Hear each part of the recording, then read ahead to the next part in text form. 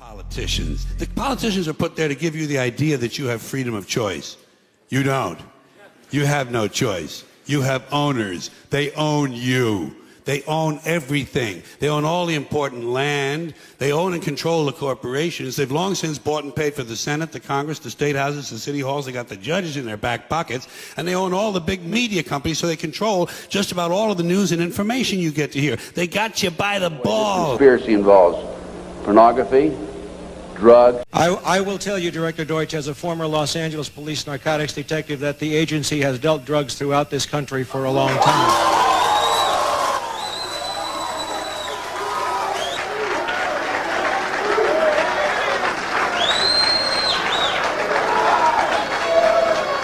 Wait a minute, if you don't like what's going on here, please leave now. No, leave now, because there are others who do want to hear what's going on in this room. Will you please take your seats? I will come back to you as we roll back across to the center section. Director Deutsch, I will refer you to 3 specific agency operations known as Amadeus, Pegasus, and Watchtower. I have Watchtower documents heavily redacted by the agency. I was personally exposed to CIA operations and recruited by CIA personnel who attempted to recruit me in the late 70s to become involved in protecting agency drug operations in this country. I have been trying to get this out for 18 years, and I have the evidence. My question for you is very specific, sir. If in the course of the IG's investigations and Fred Hitz's work, you come across evidence of severely criminal activity, Let him speak into and the it's mic. classified, will you use that classification to hide the criminal activity, or will you tell the American people the truth? Wait a minute. From your, I'm sorry, sir. I will allow the director to speak first, and then Congressman Julian Dixon.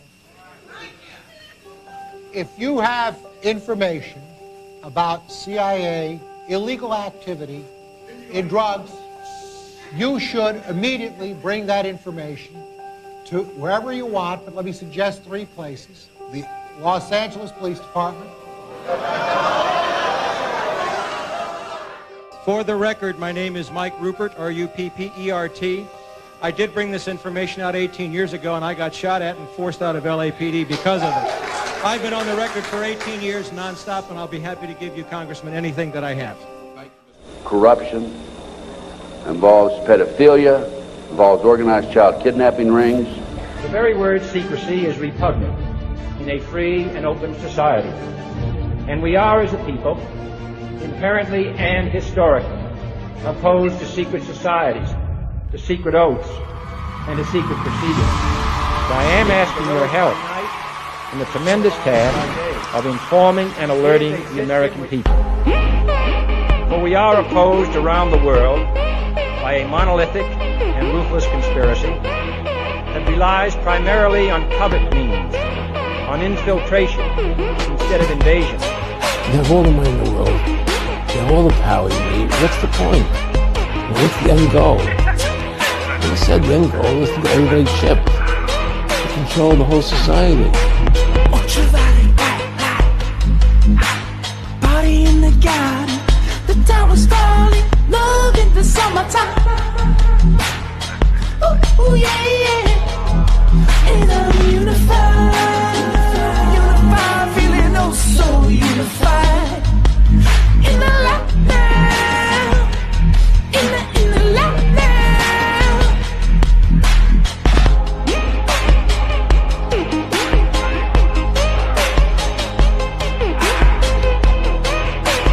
I know he's your friend, but I don't care. Every day, it's a gift. That's why we call it the present.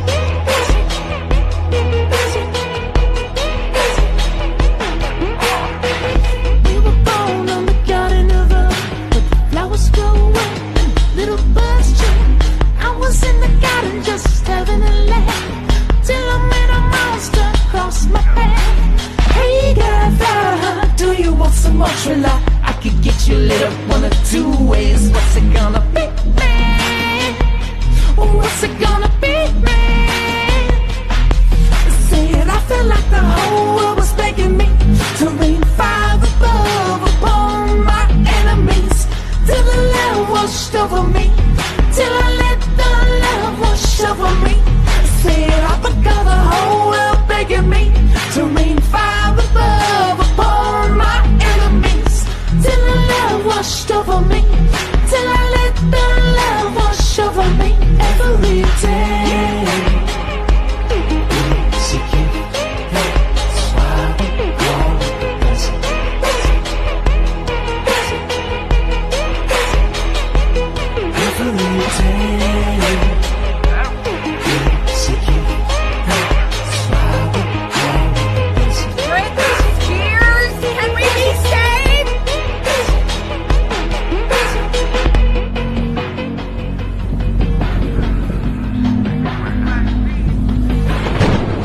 going in a direction that was irreversible. This was not an election. This was a revolution. This was irregular warfare at its finest. We have what we call citizen journalists. We have an army of digital soldiers. You're here because you've made a decision about something in your life. You can't sit back. You have a responsibility. We must. You have to fight for this country.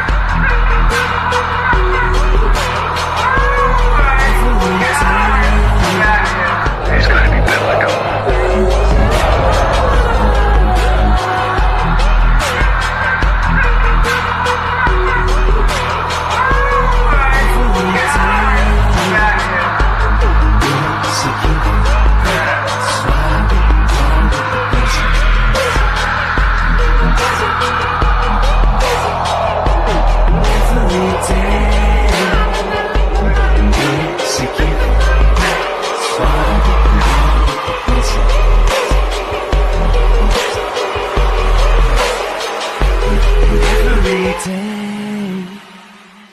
Is a gift.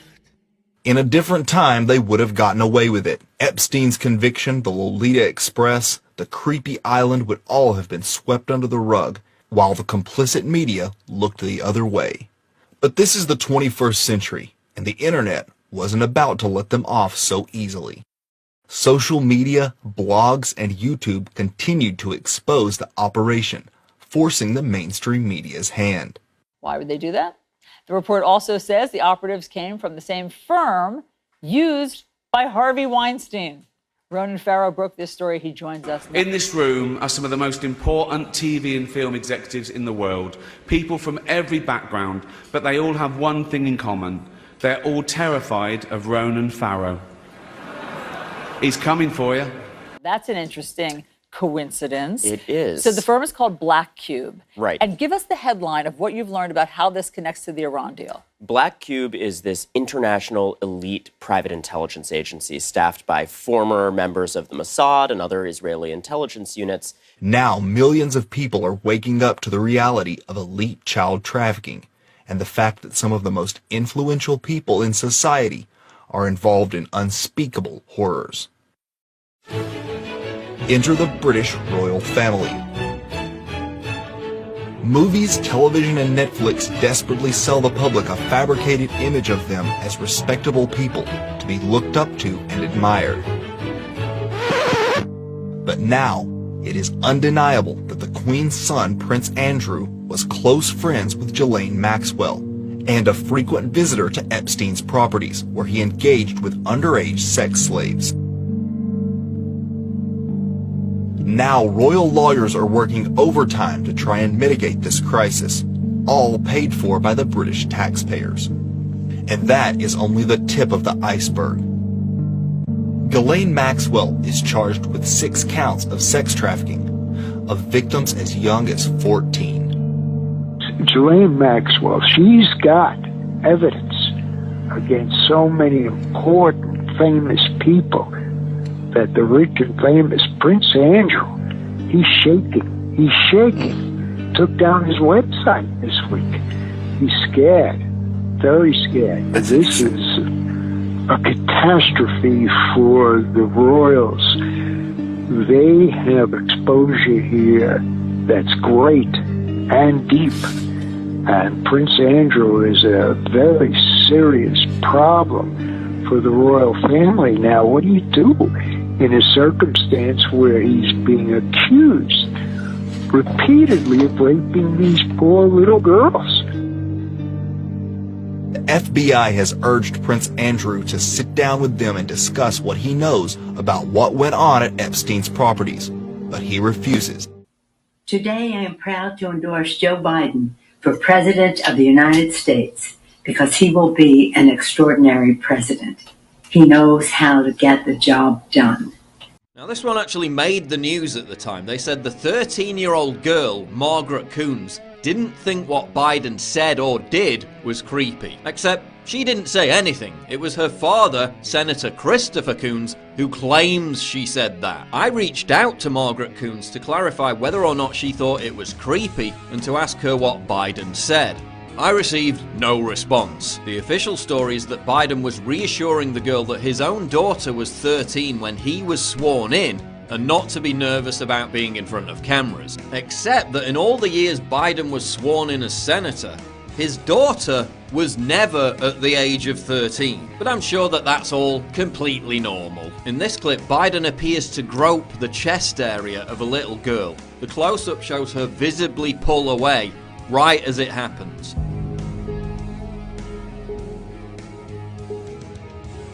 But I'm sure that's completely normal. Biden seems to have a thing for touching, smelling and stroking girls' hair, as seen in this clip.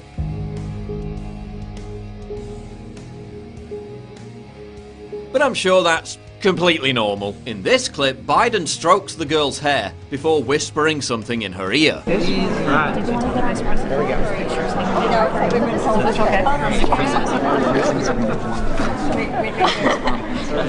Can I run with Jess alone? Senator Jim Risch then says, "Dad's going to stand pretty close."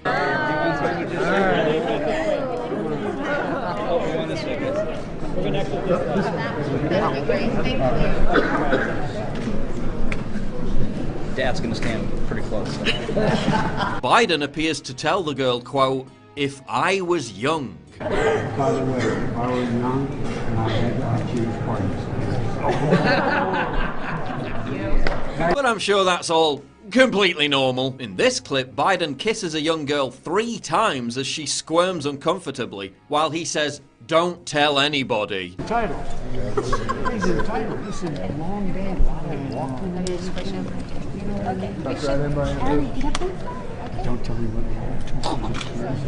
But I'm sure that's completely normal. In this clip, Biden tells a girl, quote, "No serious guys until you're 31," which is one of his favourite things to say to children. Lucky man.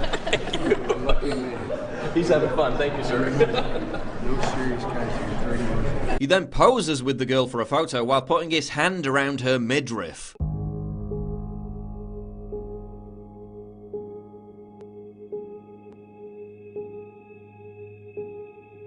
And then whispers something into her ear. But I'm sure that's completely normal. In this clip, Biden asks another of his favourite questions, how old the child is. Come on over here. Good to see you, Holly. How old are you, honey? 12. Before weirdly stroking the face of her younger sister. Grandpa's one of those guys. That's nice of you to say. No, I'm not saying it. He knows I do. The mother seems keen to leave quickly, but I'm sure that's all completely normal. In this clip, Biden again tells a young girl, "No dating until you're 30, before putting his hand near her breast. You remember what I told you last time I saw you? Do you remember what I told you? No, not smile. No date till you're 30.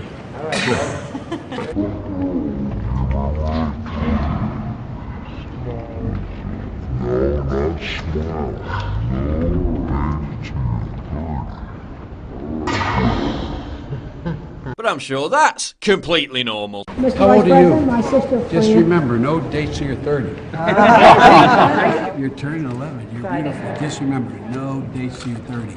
Just remember, 30 years old. No dates till 30. Hey, Mia, how old are you? Just remember, no dates till you're 30 years old. What's this child's name? How old my are you, goddaughter. Grace? Just remember, no dates till you're 30. So you gotta remember. How old are you? Just remember, no dates till you're 30. You get over here by me, okay? Oh, you girls are beautiful. How old are you? Just remember, no guys till you're 30. Come on, you get over here. Both of you. Slide it. And girls, remember, no dates till you're 30 years old. But again, I'm sure that's completely normal. In this clip, a young girl catches Biden's attention. He then asks the 6-year-old girl if she's 17. Beautiful child. How old are you, 17? Oh, 6. He then begins stroking the girl's face before her mother draws attention to the cameras. Do you have any What other do you think family? about all those cameras? Biden then strokes the girl's hair again and tells her, "You guessed it." No dates or boys till you're 30 years old. He then strokes her hair and kisses her again. He then grabs on her face and hair again. But I'm sure that's completely normal. In this clip where Biden is meeting 3 teenage girls, he trots out his favourite line. 3 teenagers. I want to know if you have a big cancer. Oh, I got concertina wire. All right, good. You need just remember, no serious casualties. That's right. That's why you got to remember. Good advice. One girl then calls out for her dad. Okay. Here we go. Well, let's get the senator in here. And appears in a rush to leave the room. But I'm sure that was completely normal. This clip, Biden again asks a girl aged around 8 if she's 15. How old are you, 15? No. He then whispers something in their ears once again. The same thing happens again in this clip where he asks an 11-year-old girl if she's 17. And how old are you, 17? You're 11? Before the obligatory hair sniffing and whispering.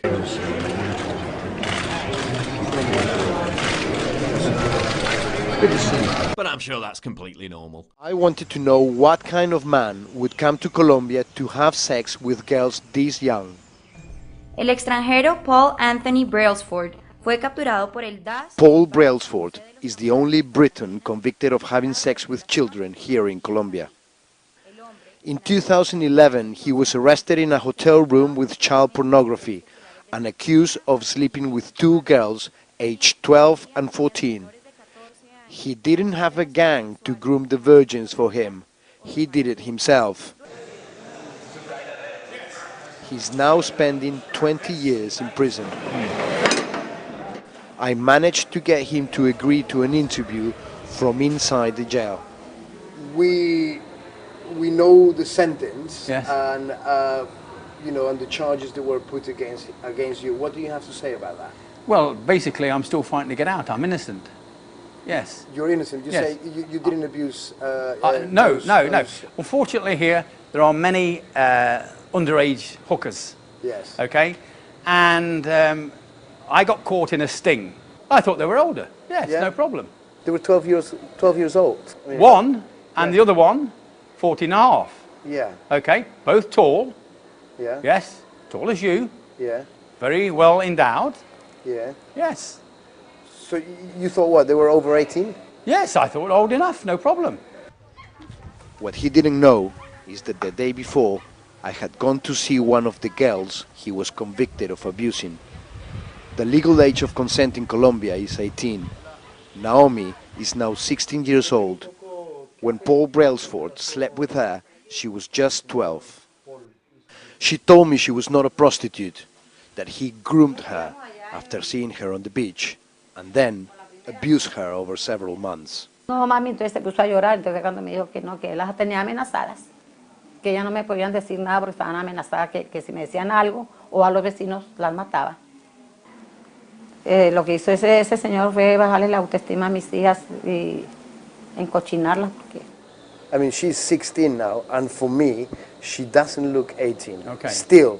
So if I think back, and 3.5 years ago, when she was 12, But this is she not- wouldn't have looked. This is your opinion. Yeah. Okay, no problem. Yeah.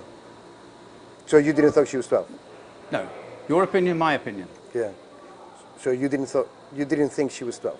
Your opinion, my opinion, and that was it. Yes. Yeah. And do you have anything to tell them? Do I have anything to tell them? Yeah. If you had them in front of you, Gloria and the two and her 2 daughters, what will you tell them? I don't know. I don't know. I don't know. Close it down. Close it down. Close it down. No, close it down. Down. Wait, watch out, watch out. Paul Brailsford is one of just 3 foreigners in jail in Colombia for this crime. No? You don't have anything to say to the 12-year-old girl that you abused and the 14-year-old girl that you abused? No, we're not. Stop. The former vice president's behaviour appears to extend to females of all ages. Here's Uncle Joe grabbing Ashton Carter's wife, Stephanie, before smelling her hair. She's obviously uncomfortable, but I'm sure that's completely normal. He was even caught on camera giving a weird, endless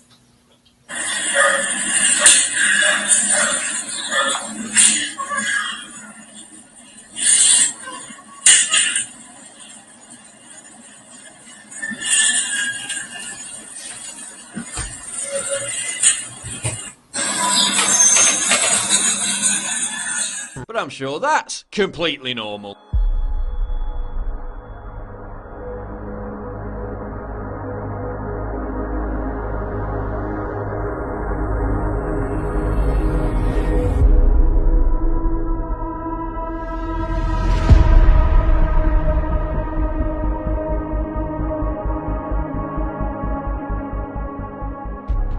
But I'm sure that's completely normal.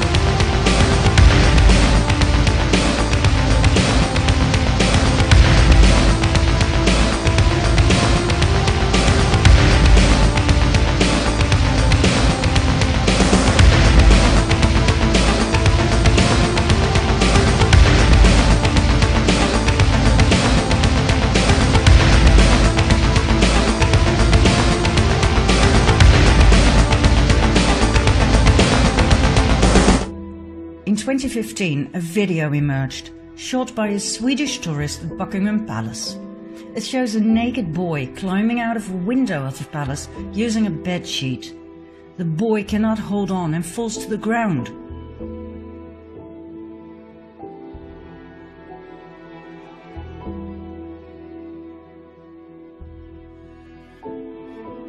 The mainstream media tried their utmost best to debunk the video. Buckingham Palace declined to comment on the video, and the Metropolitan Police said they had no reports of the incident.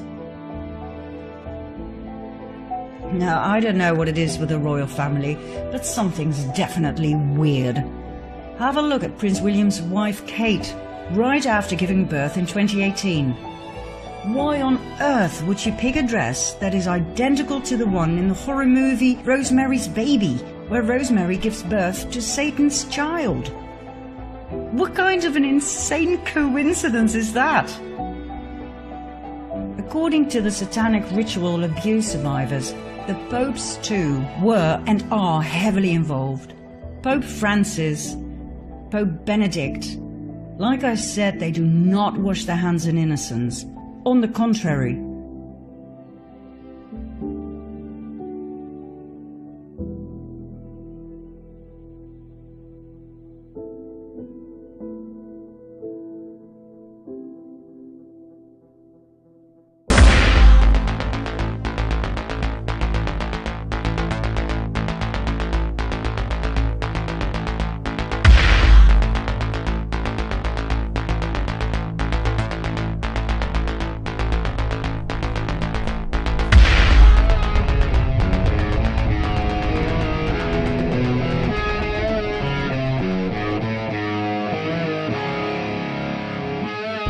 Came out of the woodwork from all parts of the country and started talking to me about satanic cults. This is what's behind the evil in this country today, in the government, at virtually every level of the government.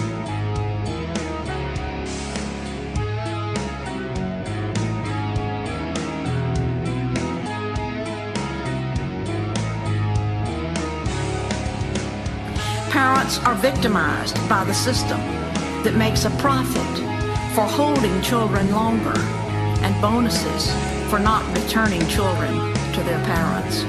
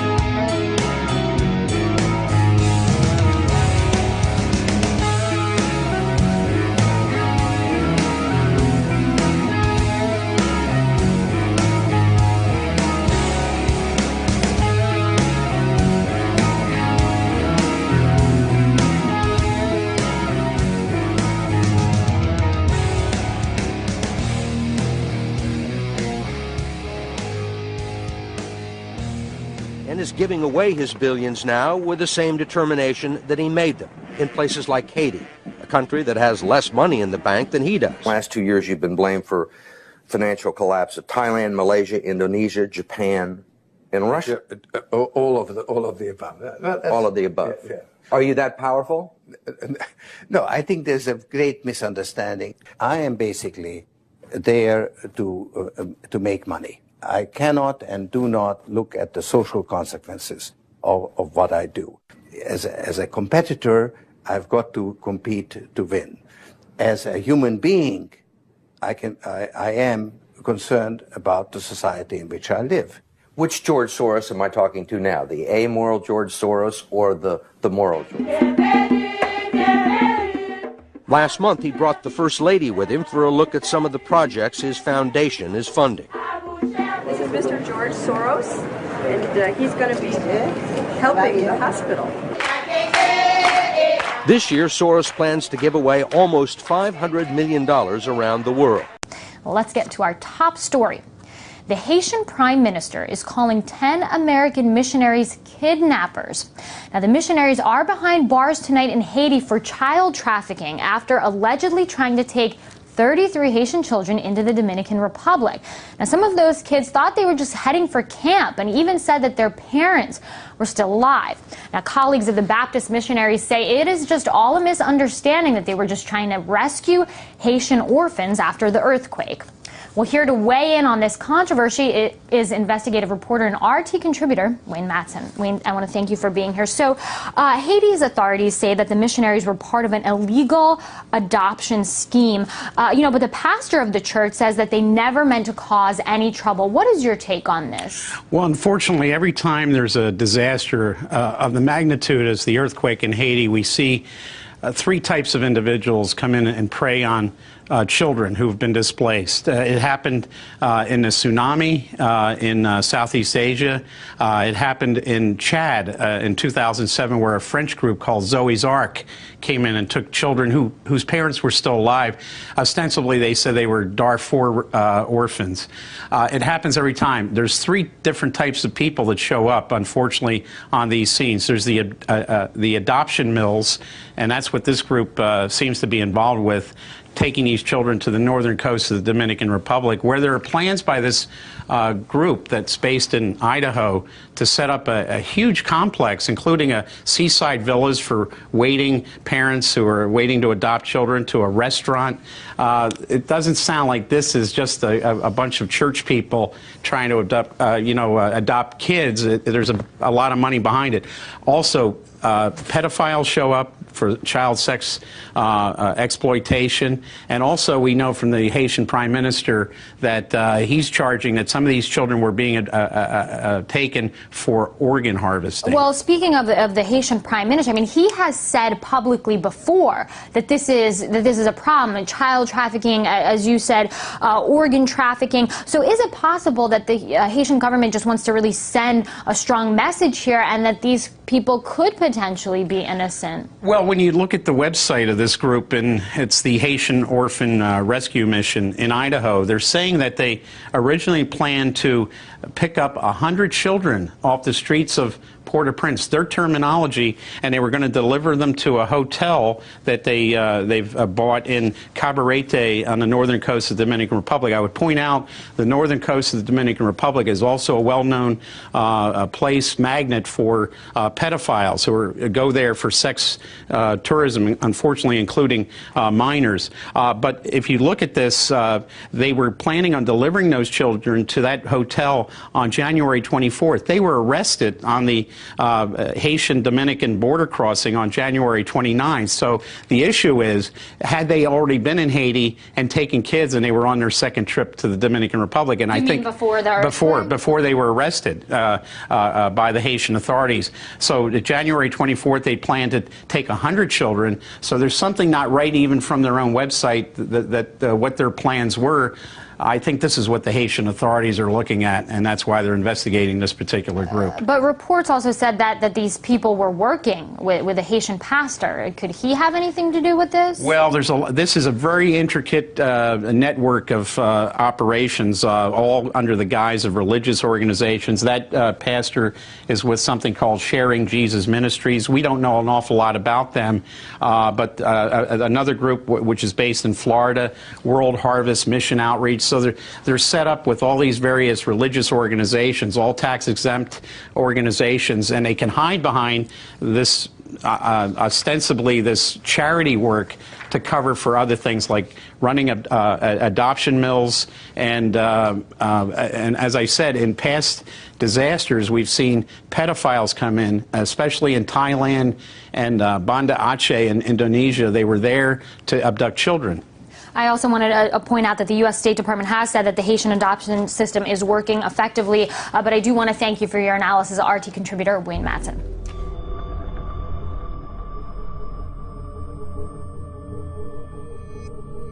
There's a fair amount of places around the world where we put ourselves in a fair amount of risk. But our compassion for the children and asking the question, well, if not me, who? Who is going to stand in the gap and reach out to be an aid for these children? We're in Chisinau, Moldova right now, the 10th poorest nation in the world and certainly the most impoverished nation in all of Europe. For most people in the United States have never even heard of it. Moldova, known as the trafficking hub of this part of the world, population of a little over 4 million, and by some statistics, 400,000 of its people have been trafficked out. This is the area where one of the head guys involved in human trafficking lives here, and nobody, police doesn't come this place. Okay. Just be careful. The cameras are on both sides of the house, and they see us. Be careful. Those guys are watching. It's a very known criminal area. If you come with a car and they're trying to run away from you, this is the only way. No way to get out of here. If you know so much, these guys would love, or they want to kill you. Yeah. Because you know the names, you know a lot of stuff. That's why I call these girls that are really released from human trafficking. They are like submarines. They go deep and they don't say anybody anything if they want to stay alive. Those guys are living close to this railroad and are having girls transported from this area. Connects Moldova to Romania, to Ukraine, and to the port in Ukraine on Odessa.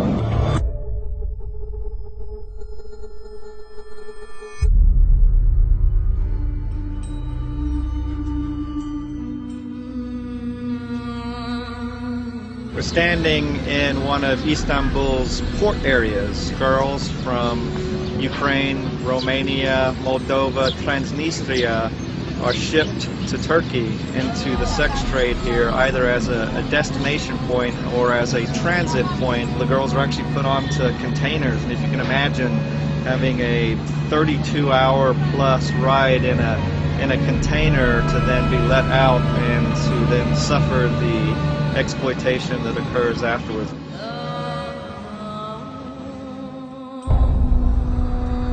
The Turkish mafia basically rented a whole hotel, took these girls to this hotel, impregnated them, and the babies were then taken to have their organs harvested. Can you imagine the depth of depravity that it takes to take a poor child in an orphanage who's already lost their parents or already been abandoned, to then take them to a place of being raped, to then see that same child bear a child and maybe finally feeling like, gosh, I've accomplished something. Here's offspring, you know, of my womb, to only then have that child ripped away to be harvested. And you've got rich people and the Emirates and Turkey and other countries of affluence, and they've got a dying child. They don't care about the child in a poor developing world. All they care about is They want to save the life of their child. They don't care how that heart, how that liver, how that kidney comes. All they care about is their child. And there's men who are willing to facilitate that. It's warped. No one is immune. Women, children, boys, Southeast Asia, Indian subcontinent, Latin America, Eastern Europe. There is nobody that is immune and out of the grip of this evil.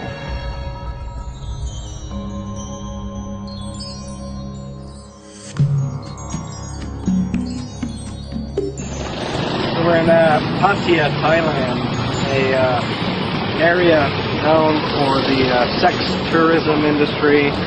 A lot of people come here actually on an official sex tour. You can see one of the tour buses. Now he's got his hand on bare skin. It doesn't get more open than this. Hold on, this guy in the suspenders. Yeah. As we've walked this street here, it feels like a carnival atmosphere. What can only be described as a modern day Sodom and Gomorrah. Oh yeah. She was young. She was young.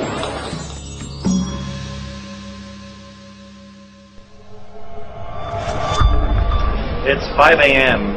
in Patpong, one of Bangkok's prostitution districts.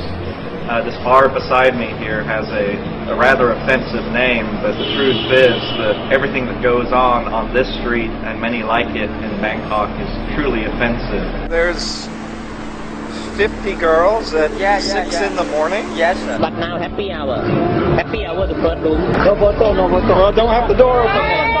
One of the things that really gets to me personally is a lot of these girls have numbers pinned to their chest, where a client would then pick out a girl by a number. They don't have a name, they don't have a history, they don't have a family. They're simply a number. They're a piece of meat to be put on display and chosen for butchering. It's a little after 7 in the morning, and the girls are still working out on the streets. It's a little early to be working this morning, isn't it? Yeah, because in the nighttime the police is touching. In the nighttime, the police are snatching the girls? Touching. Oh, touching. They abuse the girls. So you like to work the daytime to avoid the police.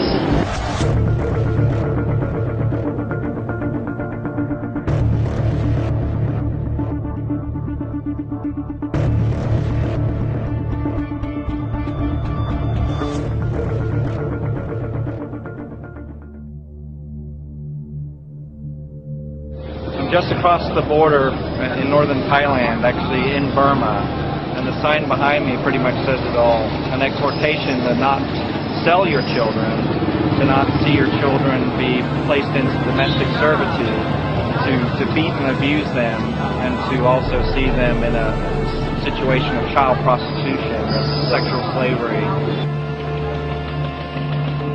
Imagine being sold into slavery for $10. ไม่มีความสุขค่ะพ่อแม่ก็ต่างคนต่างแยกกันอยู่ My mother sold me for about 300 baht back behind the house, about $10. The scars run deep, and it takes a loving home to be able to help mend some of those wounds. In a lot of these countries we work in, these kids graduate or age out of these institutional orphanages, often corrupt institutional orphanages, where even the directors will call the traffickers and let them know when certain kids are being released. I have been following Colombia's drug wars for 15 years. In that time, most of the violence has moved to Mexico. But this city is still suffering from its narco legacy.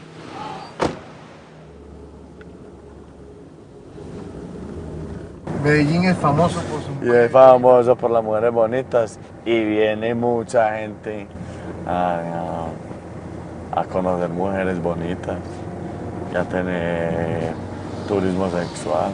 For years, the easy cash of the drug trade has fueled a huge sex industry. Even the taxi drivers are in on it. Yo le demuestro. Todas estas chicas, vean. Las puedes ver mientras yo manejo desde 200.000 pesos. Tienen un apartamento. Ya se contactan y se van al apartamento de ellas. They say here, if you put a roof on Medellin, it would be the largest brothel in the world. This is Medellin's red light district. Daniela has been walking these streets for 5 years, since she was 11. Prostitution is legal here, but the age of consent is 18.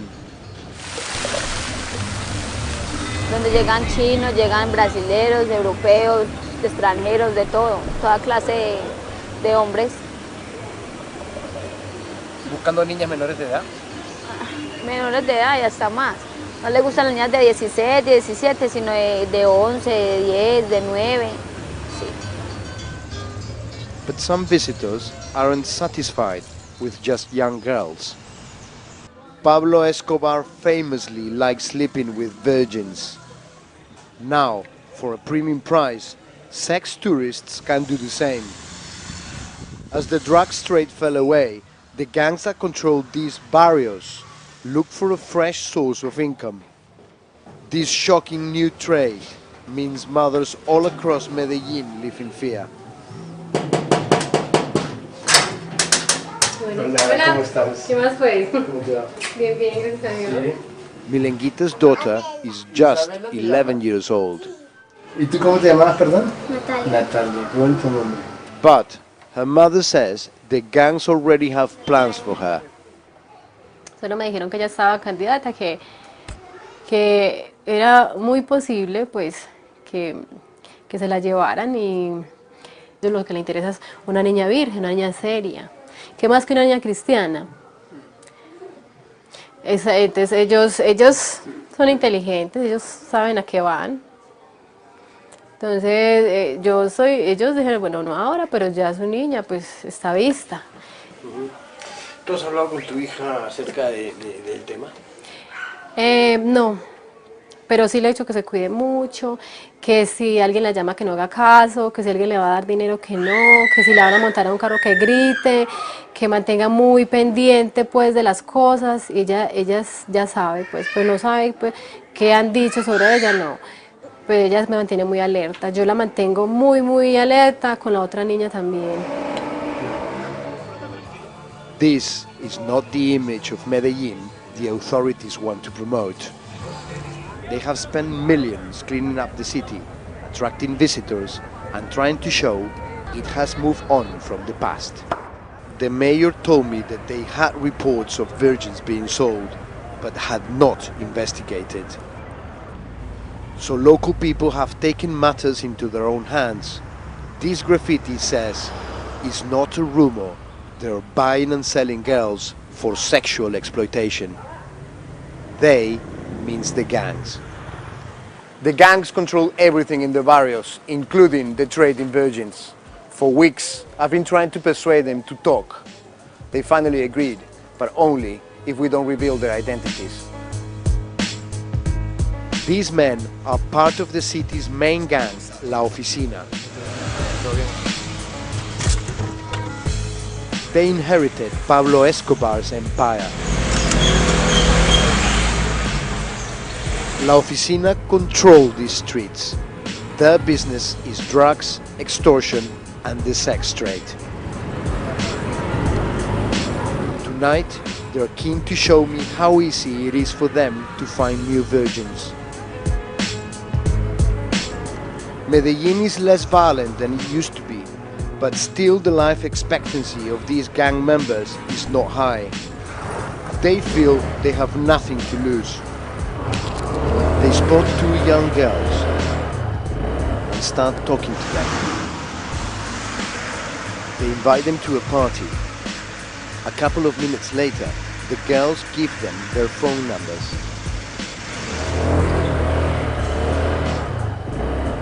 It was incredible to see how the gang members stopped two 14-year-old girls and groomed them in 10 minutes. They got their phone numbers, and possibly in a couple of days they will call, they will take them out shopping, buy them a mobile phone, and in a week or two those two girls could be sold as virgins.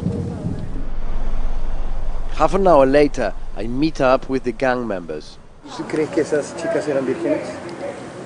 Tenían caras. Posiblemente. Ahí es donde ya tenemos que empezar a entrar más en detalle con ellas, a hablar. Ya uno busca pruebas. Y... Hasta si es posible le toca a uno tantear primero para cerciorarse.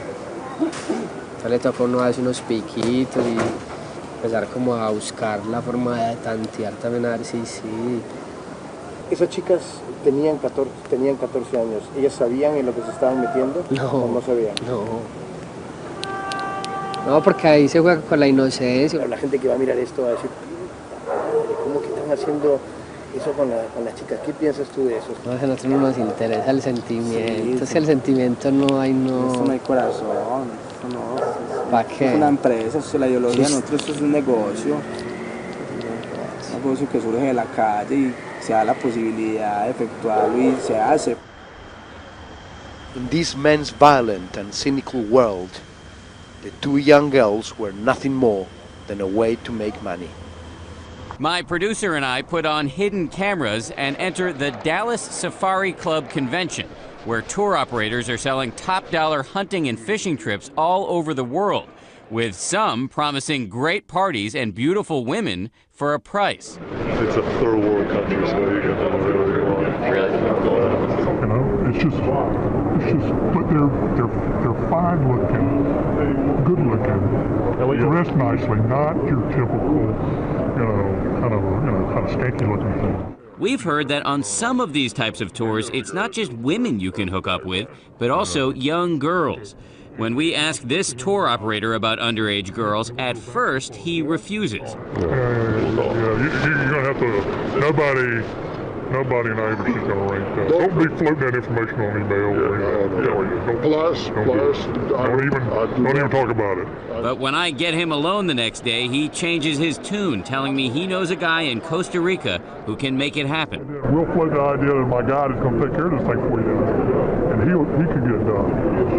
I know he can get that done. All right, that's cool. But it's going to be probably, it's going to have to be something real filthy. In other words, I don't know, and I'm not saying anything. Something's going to happen. Federal investigators are looking into possible child sex abuse on tours that take place throughout Central and South America and also Africa. Investigators are specifically looking into allegations made by Amazonian Indian girls as young as 13 who say employees for an American fishing tour operator came to their villages and offered them cleaning jobs, which they accepted because their families needed the money. Once on the boat, though, they say they were forced to pose in nude pictures and have sex. These girls, who didn't want their faces shown, say they were handed string bikinis and cocaine and also expected to have sex. I was forced to have relations with one of the men, says this girl who was 16 at the time. In this sworn affidavit, another girl who was just 13 at the time says she was impregnated by an American whose name she didn't even know, and that afterwards her family threw her out. Phil Marsteller, who operates fishing tours in Brazil, says abusing minors has become a cancer on the entire industry. What better way to get away from your wife and go have the Jekyll and Hyde personality and go do something else than going on a fishing trip to the Amazon that's viewed as family friendly? Because it sounds innocent. That's right. Marsteller has gathered pictures and video of what he says are underage girls cavorting with American men on board one of his competitors' boats. That competitor says it's all lies. But listen to what the tour operator I met in Dallas has to say about Marsteller. It's a coup of the West involved with it, and nobody breaks. And he broke it. That's why nobody likes it. This is Dan Harris calling from ABC News. When we later called that tour operator we met on hidden camera in Dallas, he insisted he's never helped to provide young girls to anyone and never would have followed through on it. Ghislaine first befriended Andrew at college and was a frequent guest at Buckingham Palace, where she often failed to sign in as required of visitors.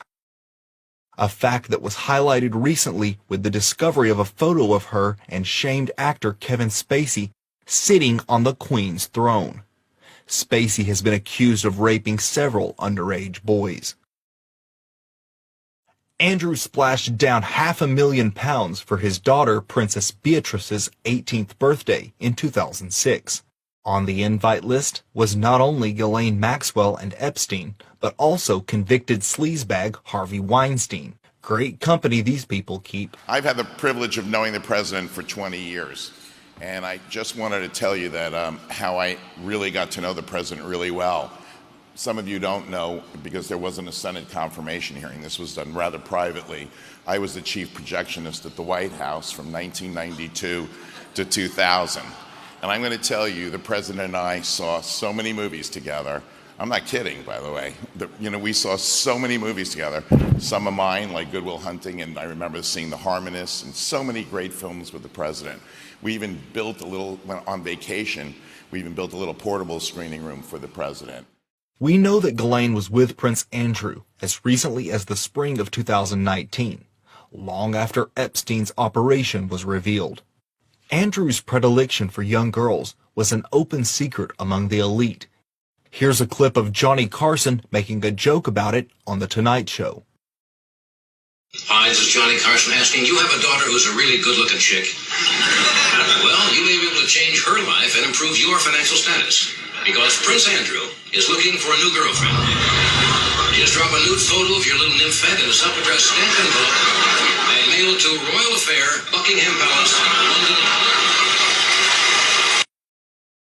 During an interview in 2015, before his official campaign announcement, Donald Trump hinted at the horrors that went on at Epstein's Island, calling it a cesspit, and saying, quote, asked Prince Andrew. Nice guy, got a lot of problems coming up, in my opinion, with the famous island with Jeffrey Epstein. A lot of problems. Epstein in your remarks about in the Q&A. Well, I think he's got a problem. I mean, what do you think the problem will be? I don't know, but that island was really a cesspool. There's no question about it. Just ask Prince Andrew.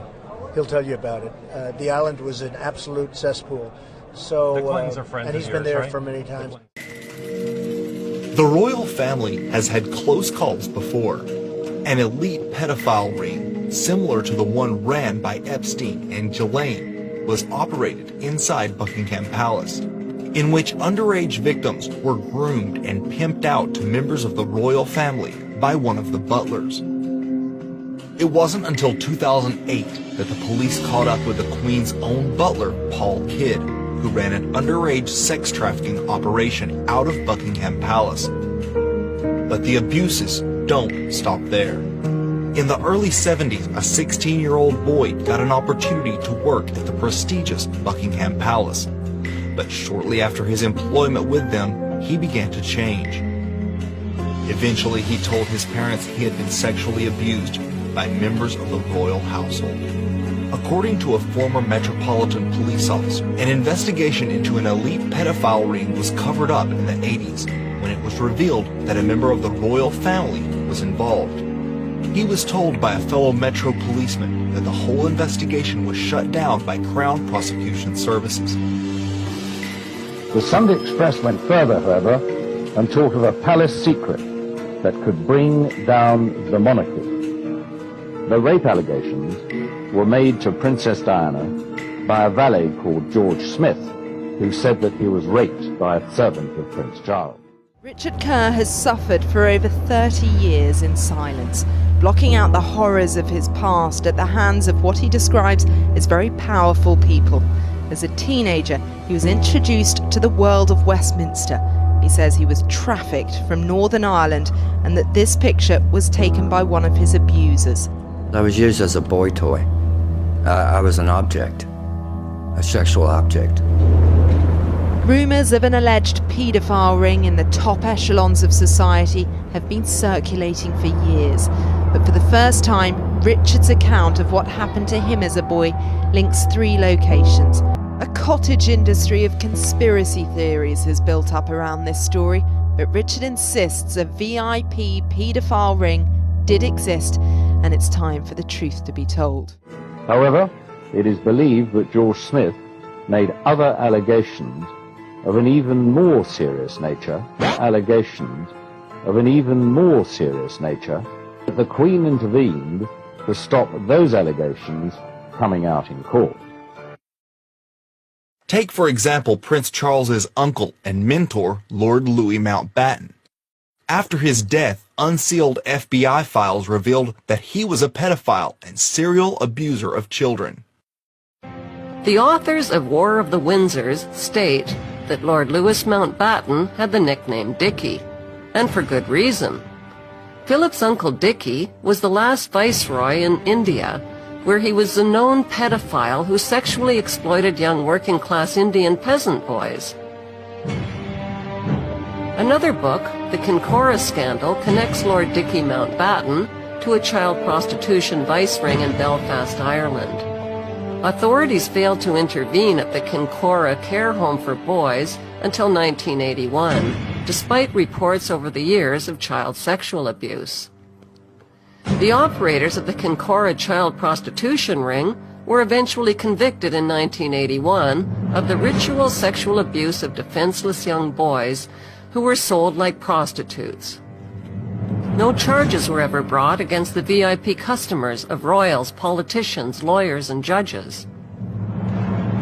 Belfast citizens finally had reason to celebrate when Prince Philip's pedophile uncle was killed by an IRA bomb planted in his boat.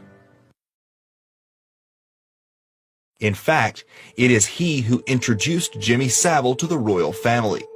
Savile was a serial sexual abuser of the worst kind, preying on children, the elderly, and even dead bodies. He is said to have been the most prolific sexual abuser in the UK.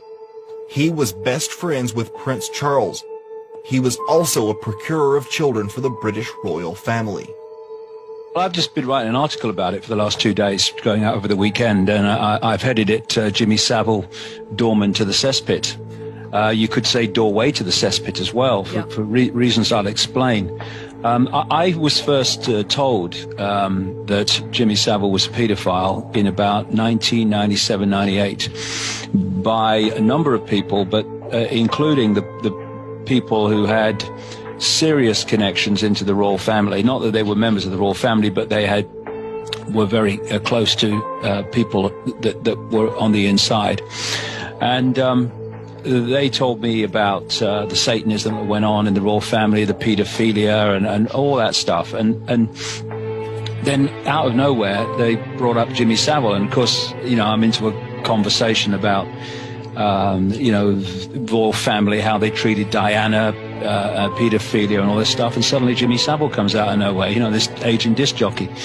And I obviously asked the question, where does he fit in? And they told me about not just his pedophilia, but his necrophilia. He has a thing about having sex with dead people.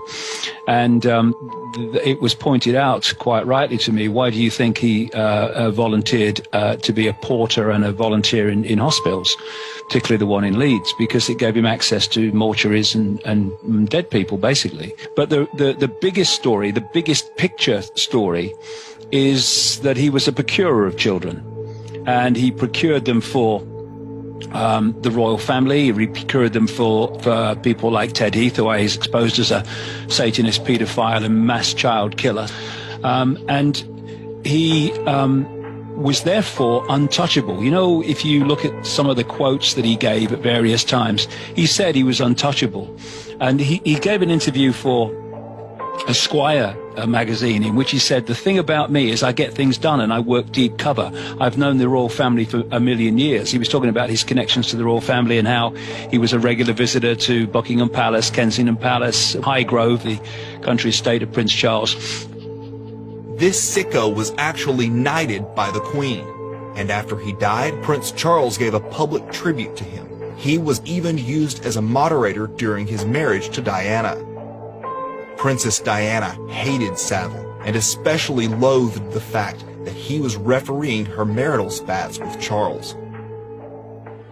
When Diana married Charles at the age of 20, she entered into a world of horrors she could never have imagined. She was trapped in a gilded cage with a family of pedophiles. The royal family despised Diana for her kindness and the fact that she was so loved by the people, and they were not. Ghislaine Maxwell and Prince Andrew bullied Diana relentlessly, Maxwell even bragged to friends about making Diana cry and said glibly, quote, "We hated her." But Diana was more clever than they thought. She threatened to reveal what was going on in Buckingham Palace to the world. She had planned a major announcement shortly before her staged accident. The evidence was dynamite for the royal family. Diana, Prince of Wales, had kept record of all threats and bullying of Prince Philip. She had also recorded evidence of serious sexual offenses which took place inside the royal household.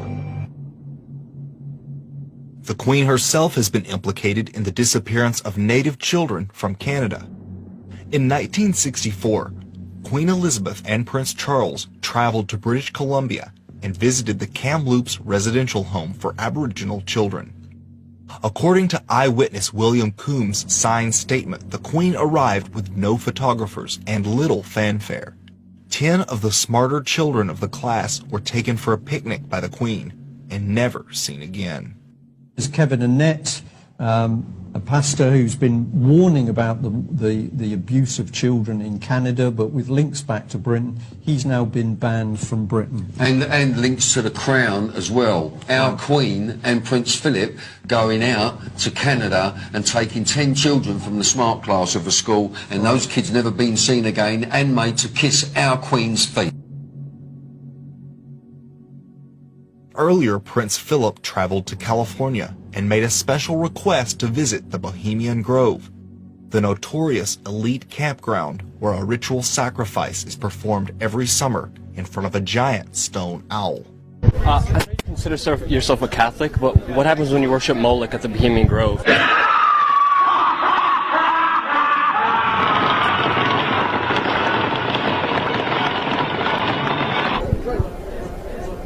New York Post says that male prostitutes are shipped into the Bohemian Grove.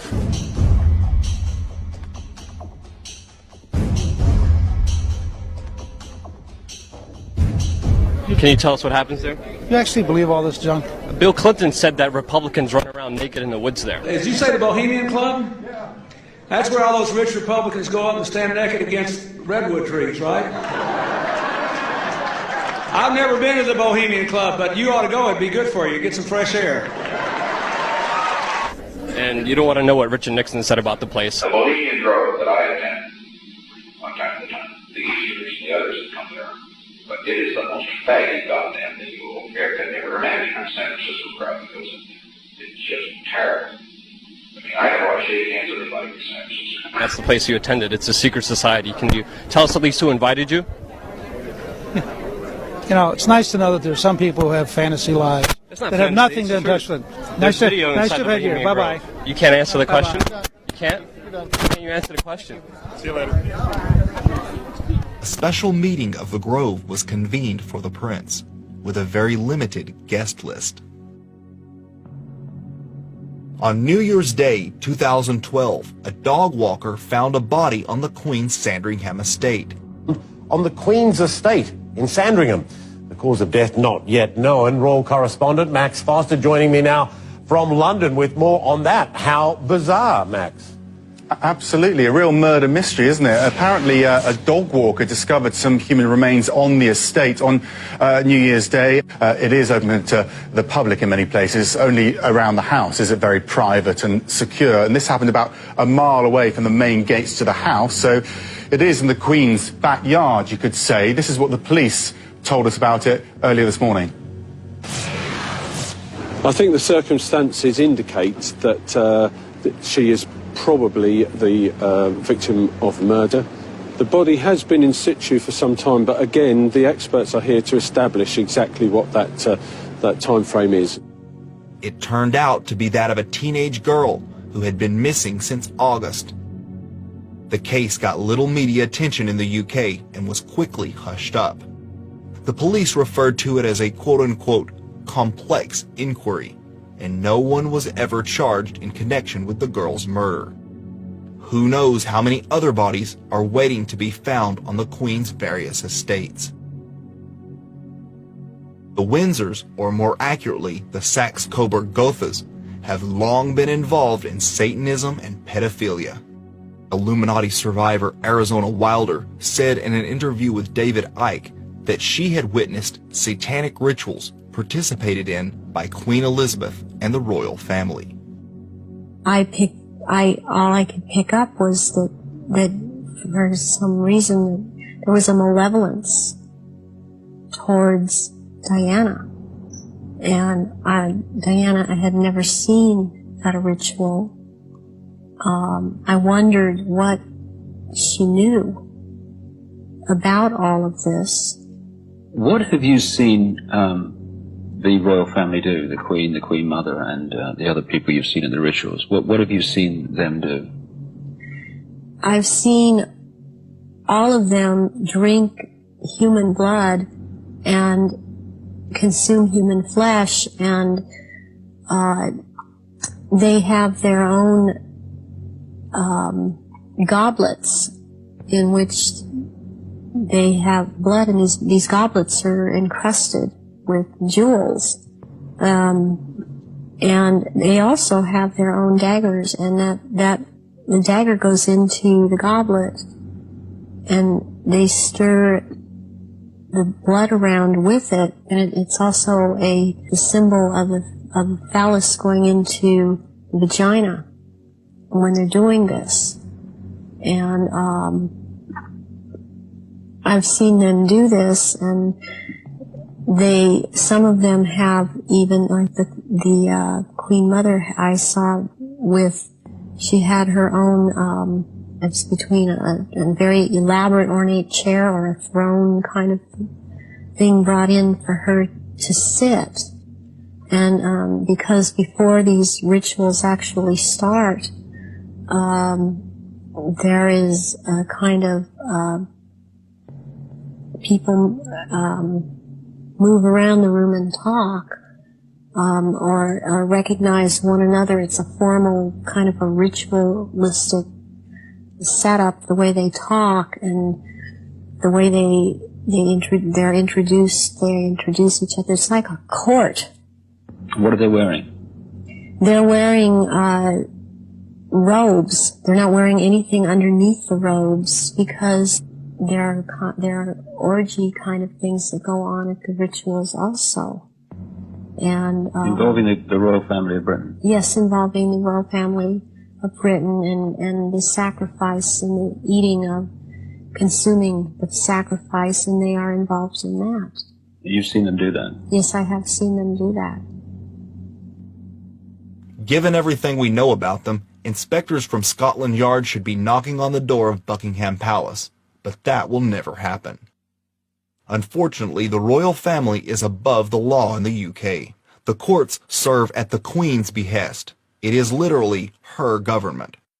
So Andrew is currently safe as long as he stays within the UK. But he recently canceled an upcoming luxury golfing trip to Spain, and legal experts believe it is because of the country's tough extradition treaty with the US. Why are both princes connected to notorious pedophiles? Why was the body of a missing girl found on the Queen's property? And what happened to those 10 missing kids, Miss Queenie? We truly are living in an age of revealing. Slowly the curtain is being pulled back, and the public is beginning to get a glimpse of what has been taking place inside Buckingham Palace. But it is still just the tip of the iceberg. What will the public do when they find out about the snuff films, human hunting parties, and cannibalism? I was going to be talking a lot about Seth and Claire and Yarvo and Matt Cohen and Dan Ferguson. Ooh. But what I want to get into is, I want to get into like the bigger picture of how this stuff is all connected. Because when you're talking about like really elite levels, the name of the game is blackmail. So they want something on you that they can hold over your head so they can basically own you and tell you what to do. And they film it. And then they own you. So that's what runs the whole system, basically.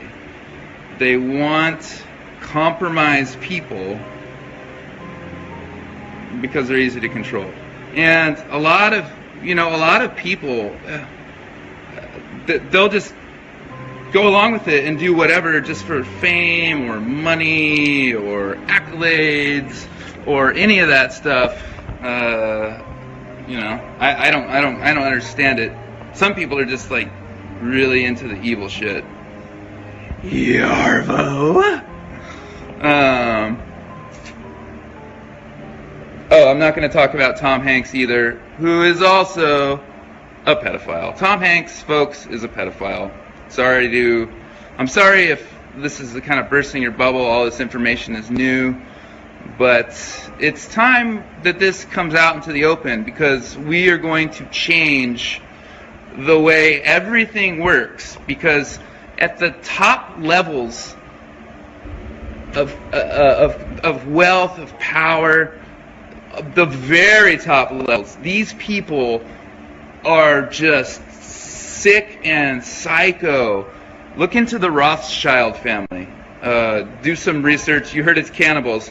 Yeah, there is cannibalism. The higher you go, the more sick it gets. Pedowood has been happening for a very long. Yes, it has. A very, very, very long time. And this is the thing. This is what really hurts about the situation, because a lot of people are kind of born into this. They grow up in it. They are abused. And through the abuse, especially as a child, you can break someone's subconscious mind. If you're not aware of any of this stuff, look into MK Ultra. I heard Bronfman has Fiji. Oh, yeah. By the way, Bronfman, if you don't know who that is, Claire Bronfman, she's an heiress for Seagram's, the liquor company, and she got arrested yesterday. Oh, Jimmy Savile. Yes, I'm getting into that. That's on my notes here. That's in my notes. The royal family. Yeah. Jimmy Savile raped and murdered hundreds of kids over the course of 3 decades or longer. No one ever looked into it. And he hung out with the royal family. He was knighted. And the reason I want to talk about Jimmy Savile is because this guy, Mark Thompson, he runs the New York Times. Now, Mark Thompson was head of the BBC for years and years and years. They covered up allegations, they covered up abuse, they let him run rampant, and they just covered it up. So this guy, Mark Thompson, is at BBC, and then he goes over to the New York Times. Now think about it. If someone like that is running a giant media organization, what are they going to say? What are they going to tell you? Are they going to tell you the truth? No. No, they're not going to tell the truth. That's why when people say the news is fake, it's because it's run by these people who are into some very, very, very, very sick stuff. I want to... What else do we got here? ElsaGate. Please, please, please, I want you guys to research and look about ElsaGate. ElsaGate is one of the most evil things I've ever encountered in my life. It's making videos on YouTube with traumatic triggers that actually rewire people's, or not people, but like little babies, it rewires their subconscious to be more receptive and open to being abused. It is absolutely sick. I posted something on Twitter yesterday, but that hashtag is so suppressed, it's nuts. And again, I know this might be coming as a shock to a lot of you. Like, you had no idea, because we're around the media, you're told who to trust, who to like, and the people who are telling you who to like are compromised, the people, the actors, the musicians, everybody, those people are compromised at the top levels. It's really bad, and it's when it hits you, it's hard. I mean, I didn't know. It took the situation punching me in the face before I realized I was in the middle of some crazy fucking shit. And, you know, most people are good, and they want to trust, and they can't even imagine that kind of an evil exists. And that helps them cover it up. We have been brainwashed for our whole lives. If you want to do research on Operation Mockingbird, that's been going on, 50 years. What happened that caused you to go public? Well, you know what? I couldn't take it anymore. Something came over me on set. I saw the gun allegations, and I saw him like, oh, they're just jokes. I'm like, bro, I know who you are. I know you. I've met you, a number of times. I don't know Gunn that well, but I'm like, you're a fucking liar, dude. And I just watched them. They lie and lie and lie and lie and lie. And I watched it. I'm like, okay. That's and something hit me. There was a hostage situation at the supermarket near my house, and there was like tons of helicopters flying over. I don't know, something like inside of me just activated, and I was like, you know what? I'm fucking doing this. I'm going down to Comic-Con right now, and I'll tell these motherfuckers like, yo, if I'm a liar, call me a liar to my face. Right? Have I crossed paths with Lloyd Kaufman? I don't know if I've met Lloyd. I did a film that I think was picked up by Trauma, but I don't know, it was a while ago. Aren't you concerned for my life? Yeah, but more importantly, I'm concerned for everybody, because this shit has been going on forever. I'm tired of it. I saw your post about the lady. Oh yeah. Hardwick. Oh yeah, I've met Hardwick.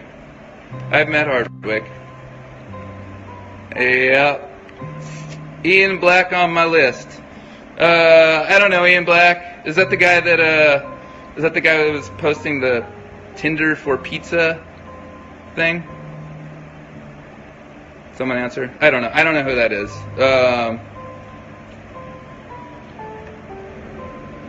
Yeah, Macaulay Culkin and Seth Green are friends. To be honest, I had some fun times with those guys.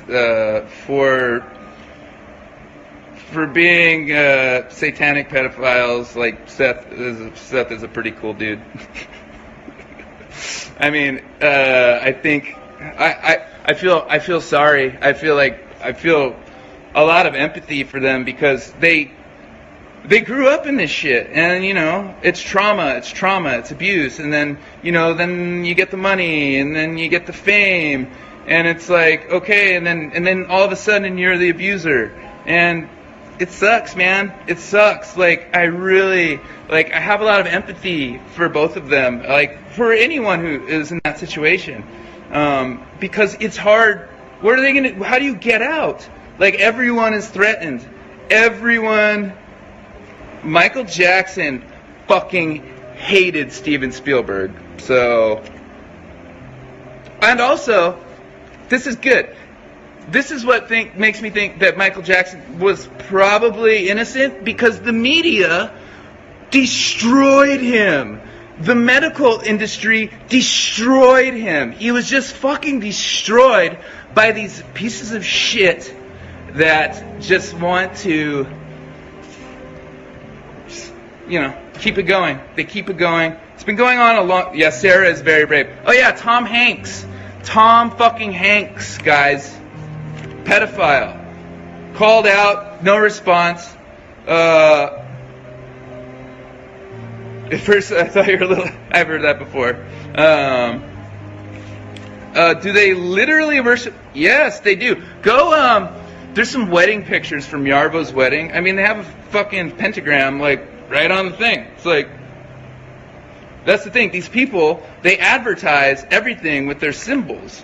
Like, after Pizzagate hit, and then that's when I really began to pay attention. I saw Claire, and she had this leather jacket with a heart inside a heart. I'm like, why are you wearing that? That's like a known pedophile symbol. So,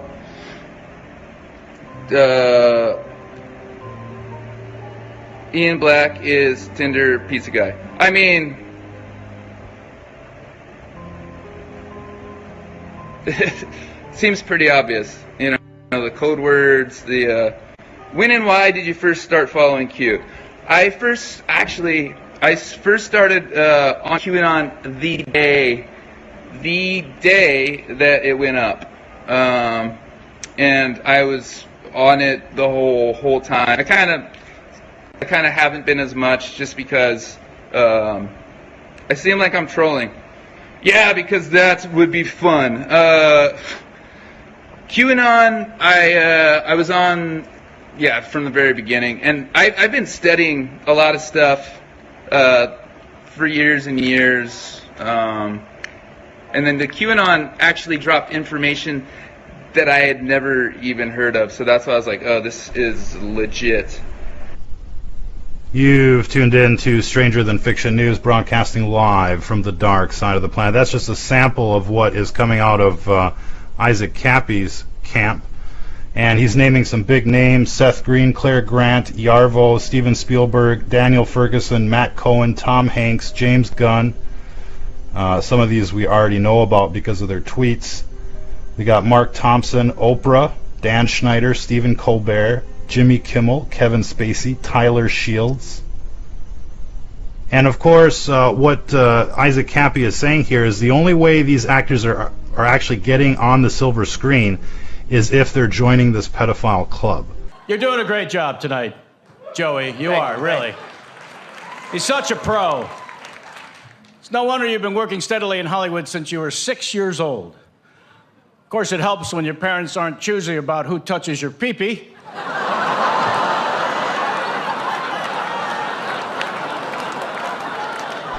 And what happens is they get recorded in the sex acts, and if they step out of line, then they get exposed. And this is what we've been hearing about politicians as well. So, lots of big celebrities here tonight. I mean, legends, icons, yeah? Look, at this table alone, Al Pacino, Robert De Niro.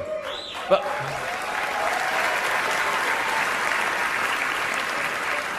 in this room are some of the most important TV and film executives in the world. People from every background, but they all have one thing in common. They're all terrified of Ronan Farrow. He's coming for you. He's coming for you. Look, talking of all you perverts, it was a big year. It was a big year for paedophile movies. Surviving R. Kelly, Leaving Neverland, Two Popes. Shut up. Shut up. I don't care. I don't care. Spoiler alert, season 2 is on the way, so in the end, he obviously didn't kill himself. Just like Jeffrey Epstein. Shut up. I know he's your friend, but I don't care. You had to make your own way here in your own plane, didn't you? Right. But seriously, most films are awful, lazy, remakes. Sequels. Leonardo DiCaprio attended the premiere, and by the end, his date was too old for him. So...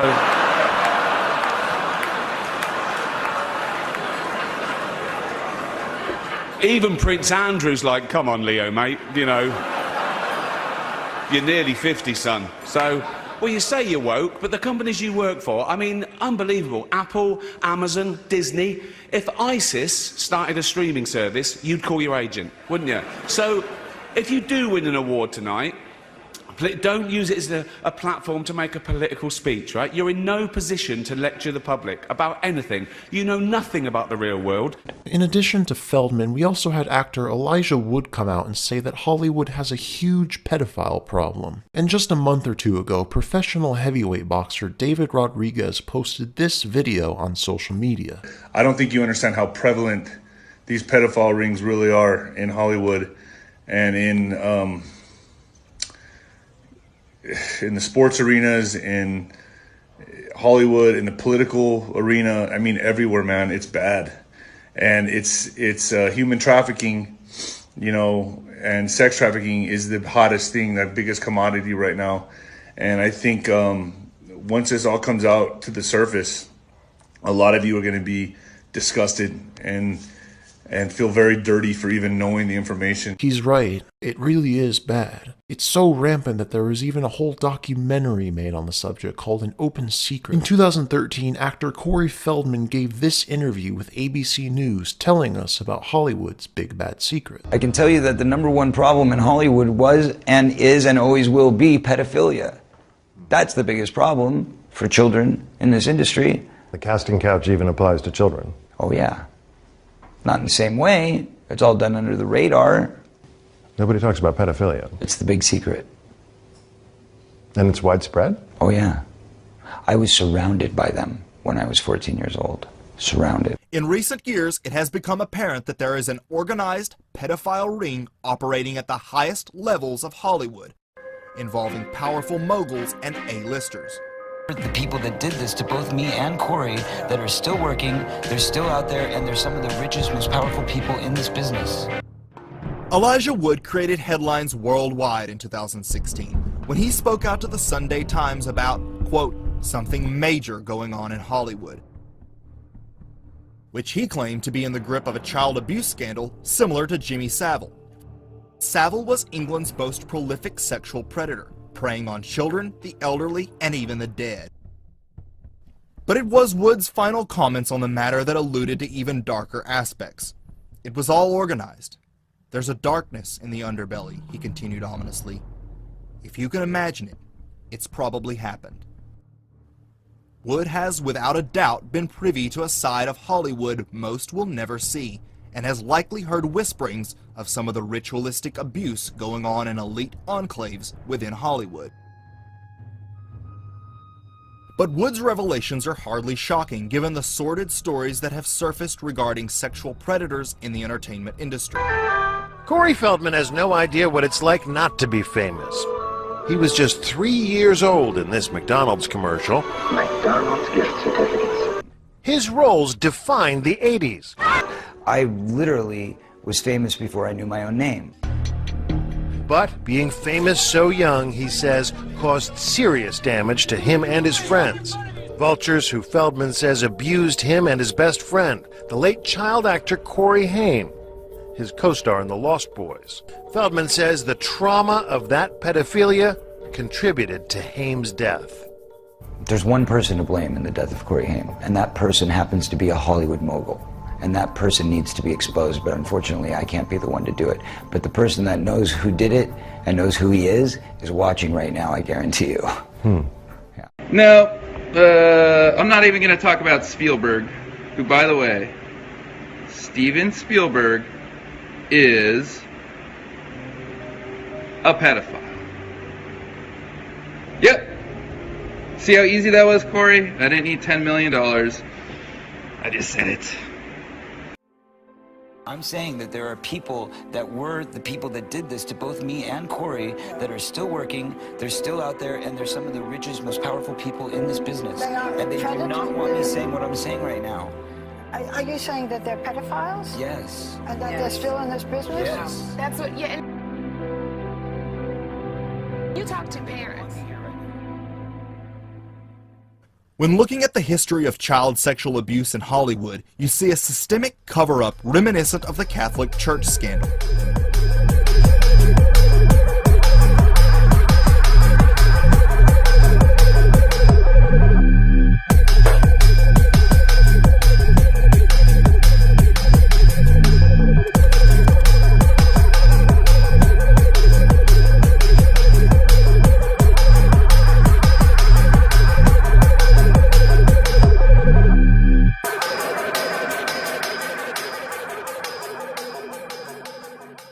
Many in the entertainment industry knew Haim and Feldman were being abused, and no one spoke up or did anything to stop it. People talked about it like it was no big deal, admitted Little House on the Prairie star Allison Ingram. The word was they were being given drugs and being used for sex. It was awful. These were kids, she said. Ingram's last bit of information about the children being drugged should sound familiar to those aware of Roman Polanski's drugging and rape of a 13-year-old girl. The acclaimed director fled to Europe after admitting to plying the young girl with Quaalude and having sex with her. 13-year-old girl, where he had sexual intercourse with her, sodomized her, gave her drugs, gave her alcohol. He got off with nothing. Nevertheless, the Hollywood establishment remains enamored with Polanski and want him to return. And the Oscar goes to Roman Polanski.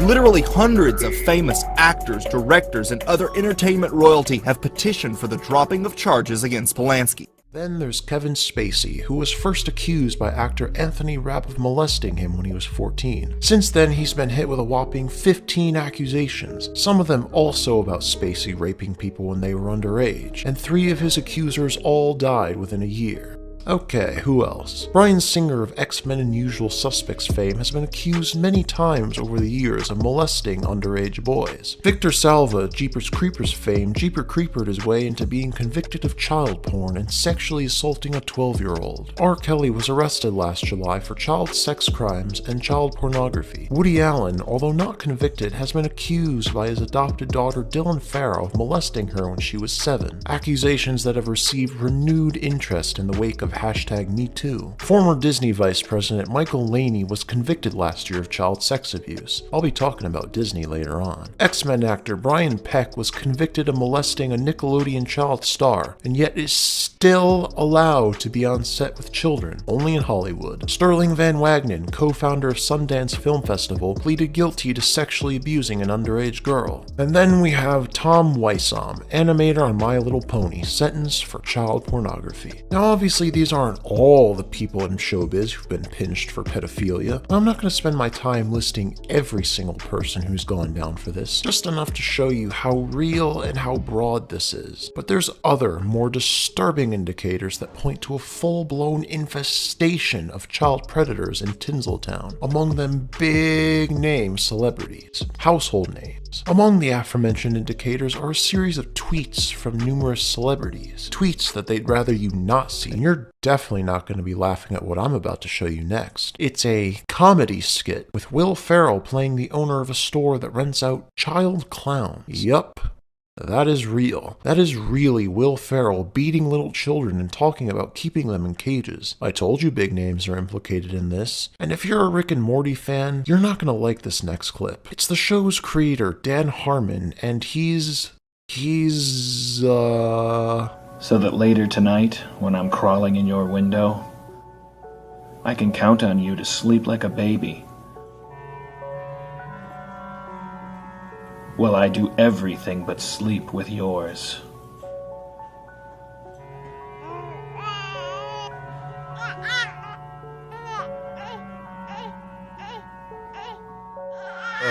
I need to go wash my eyes out with Clorox after seeing that. Thinly veiled jokes aren't the only way that Hollywood hides its pedophilia in plain sight. In this music video by Miley Cyrus for her song Baby Talk, Miley is dressed up in a baby outfit and does all sorts of seductive poses. Think about that for a second. A baby is doing seductive sexy dancing. And to make matters worse, one of the lyrics of the song is me so you stop baby talking. Now the song itself is about Miley being fed up with her boyfriend doing baby talk, but the music video adds a whole nother really messed up context. We essentially have a baby telling a grown man to f*** her. The only kind of people I can imagine enjoying something like this are pedophiles. Now another asset pedowood likes to deploy are these symbols, seen here in this FBI document, listing them as symbols used by pedophiles to signal their preferences. The symbols are a lesser known but more blatant way for the big showbiz perverts to convey that they're into the youngins that would surely fly over almost anybody's head unless they were familiar with the symbols. The boy lover symbol is the more prevalent one, which appears in this CBS reality show in Season 4, Episode 14 of ABC's The Goldbergs, and more recently on the poster for Dora and the Lost City of Gold, within the letters themselves. Fun fact, 2 of Nickelodeon's creators, Kit and Geraldine Laybourne, appear on Jeffrey Epstein's Lolita flight logs. So yeah, Hollywood is definitely sprawling with child molesters. I'd say Los Angeles deserves the title of Sin City much more than Las Vegas does.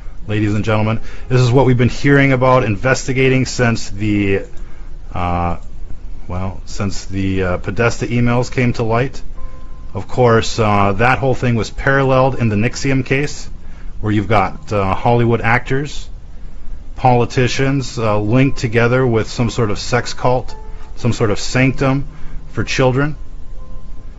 And this is a real deal. Now the evidence is beyond reproach. There's no denying the evidence. In fact, you've got their own words out there. You've seen them put out skits. There's been numerous articles and reports lately about actors Michael Ian Black. You've also got James Gunn. You've also got the Rick and Morty creator Dan Harmon, which was actually raping a child sex doll, and he pulled down his pants. He did a video on that, and he called it his new pilot, Daryl.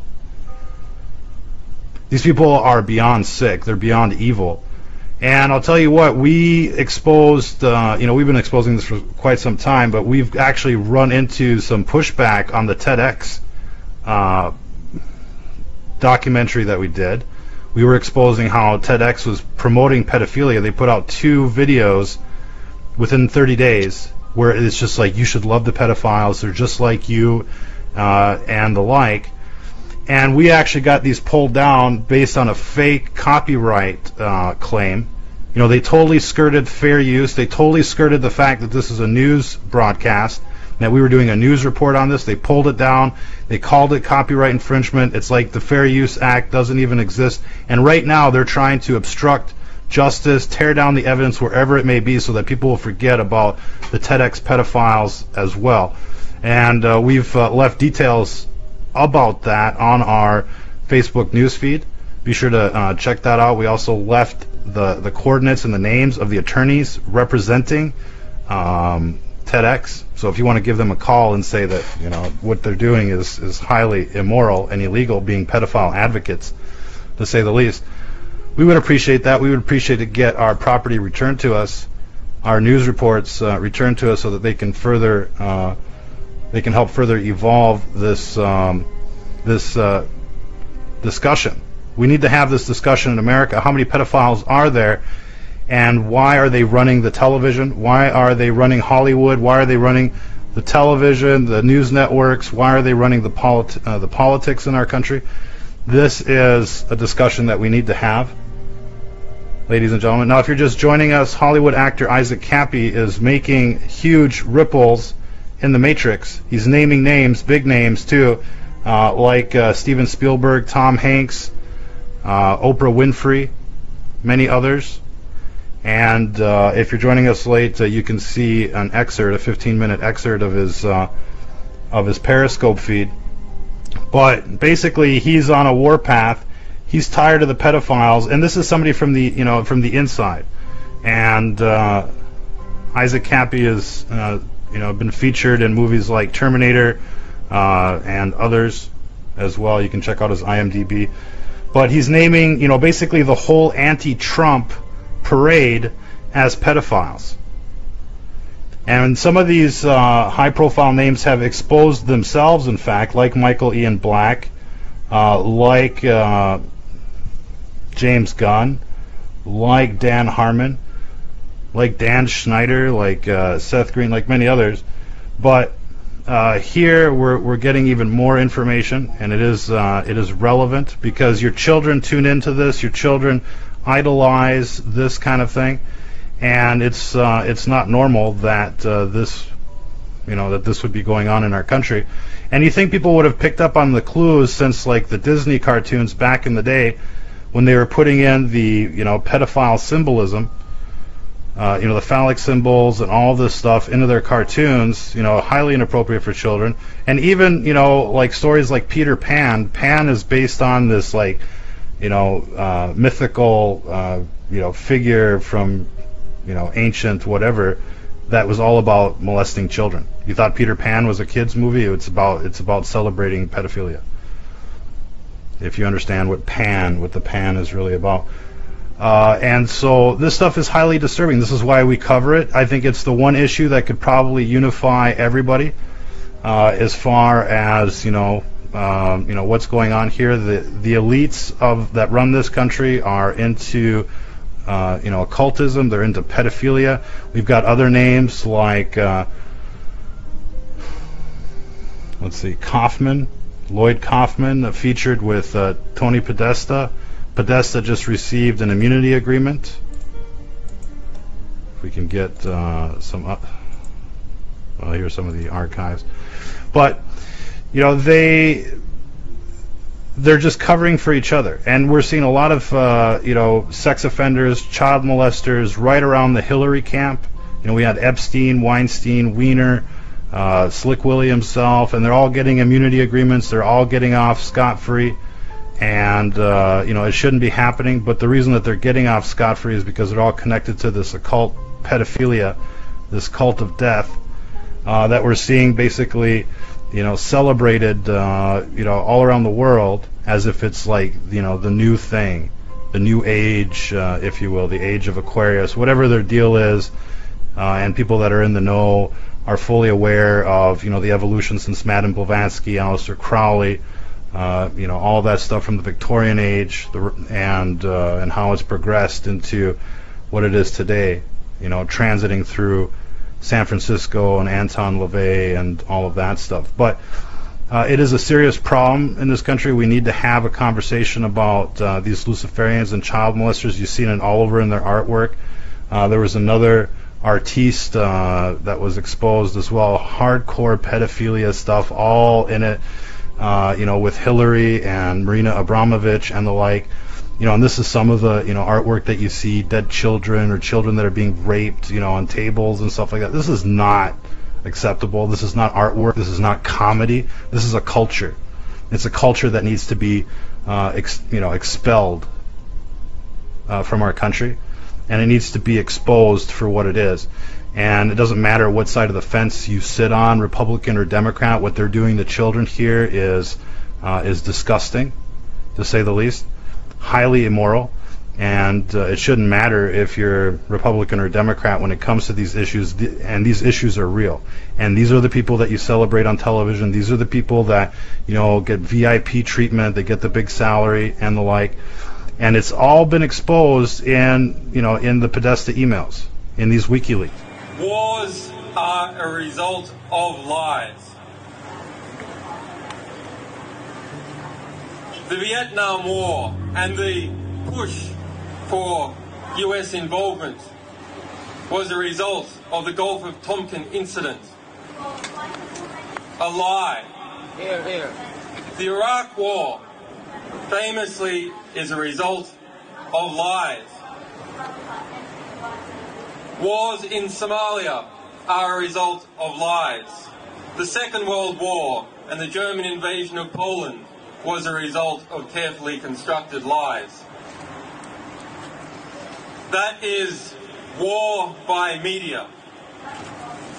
Let us ask ourselves, of the complicit media, which is the majority of the mainstream press, what is the average death count attributed to each journalist?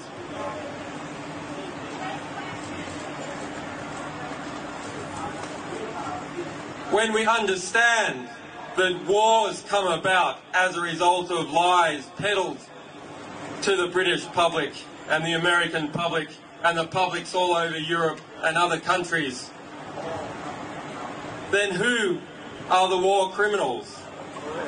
It is not just leaders, it is not just soldiers, it is journalists. Journalists are war criminals.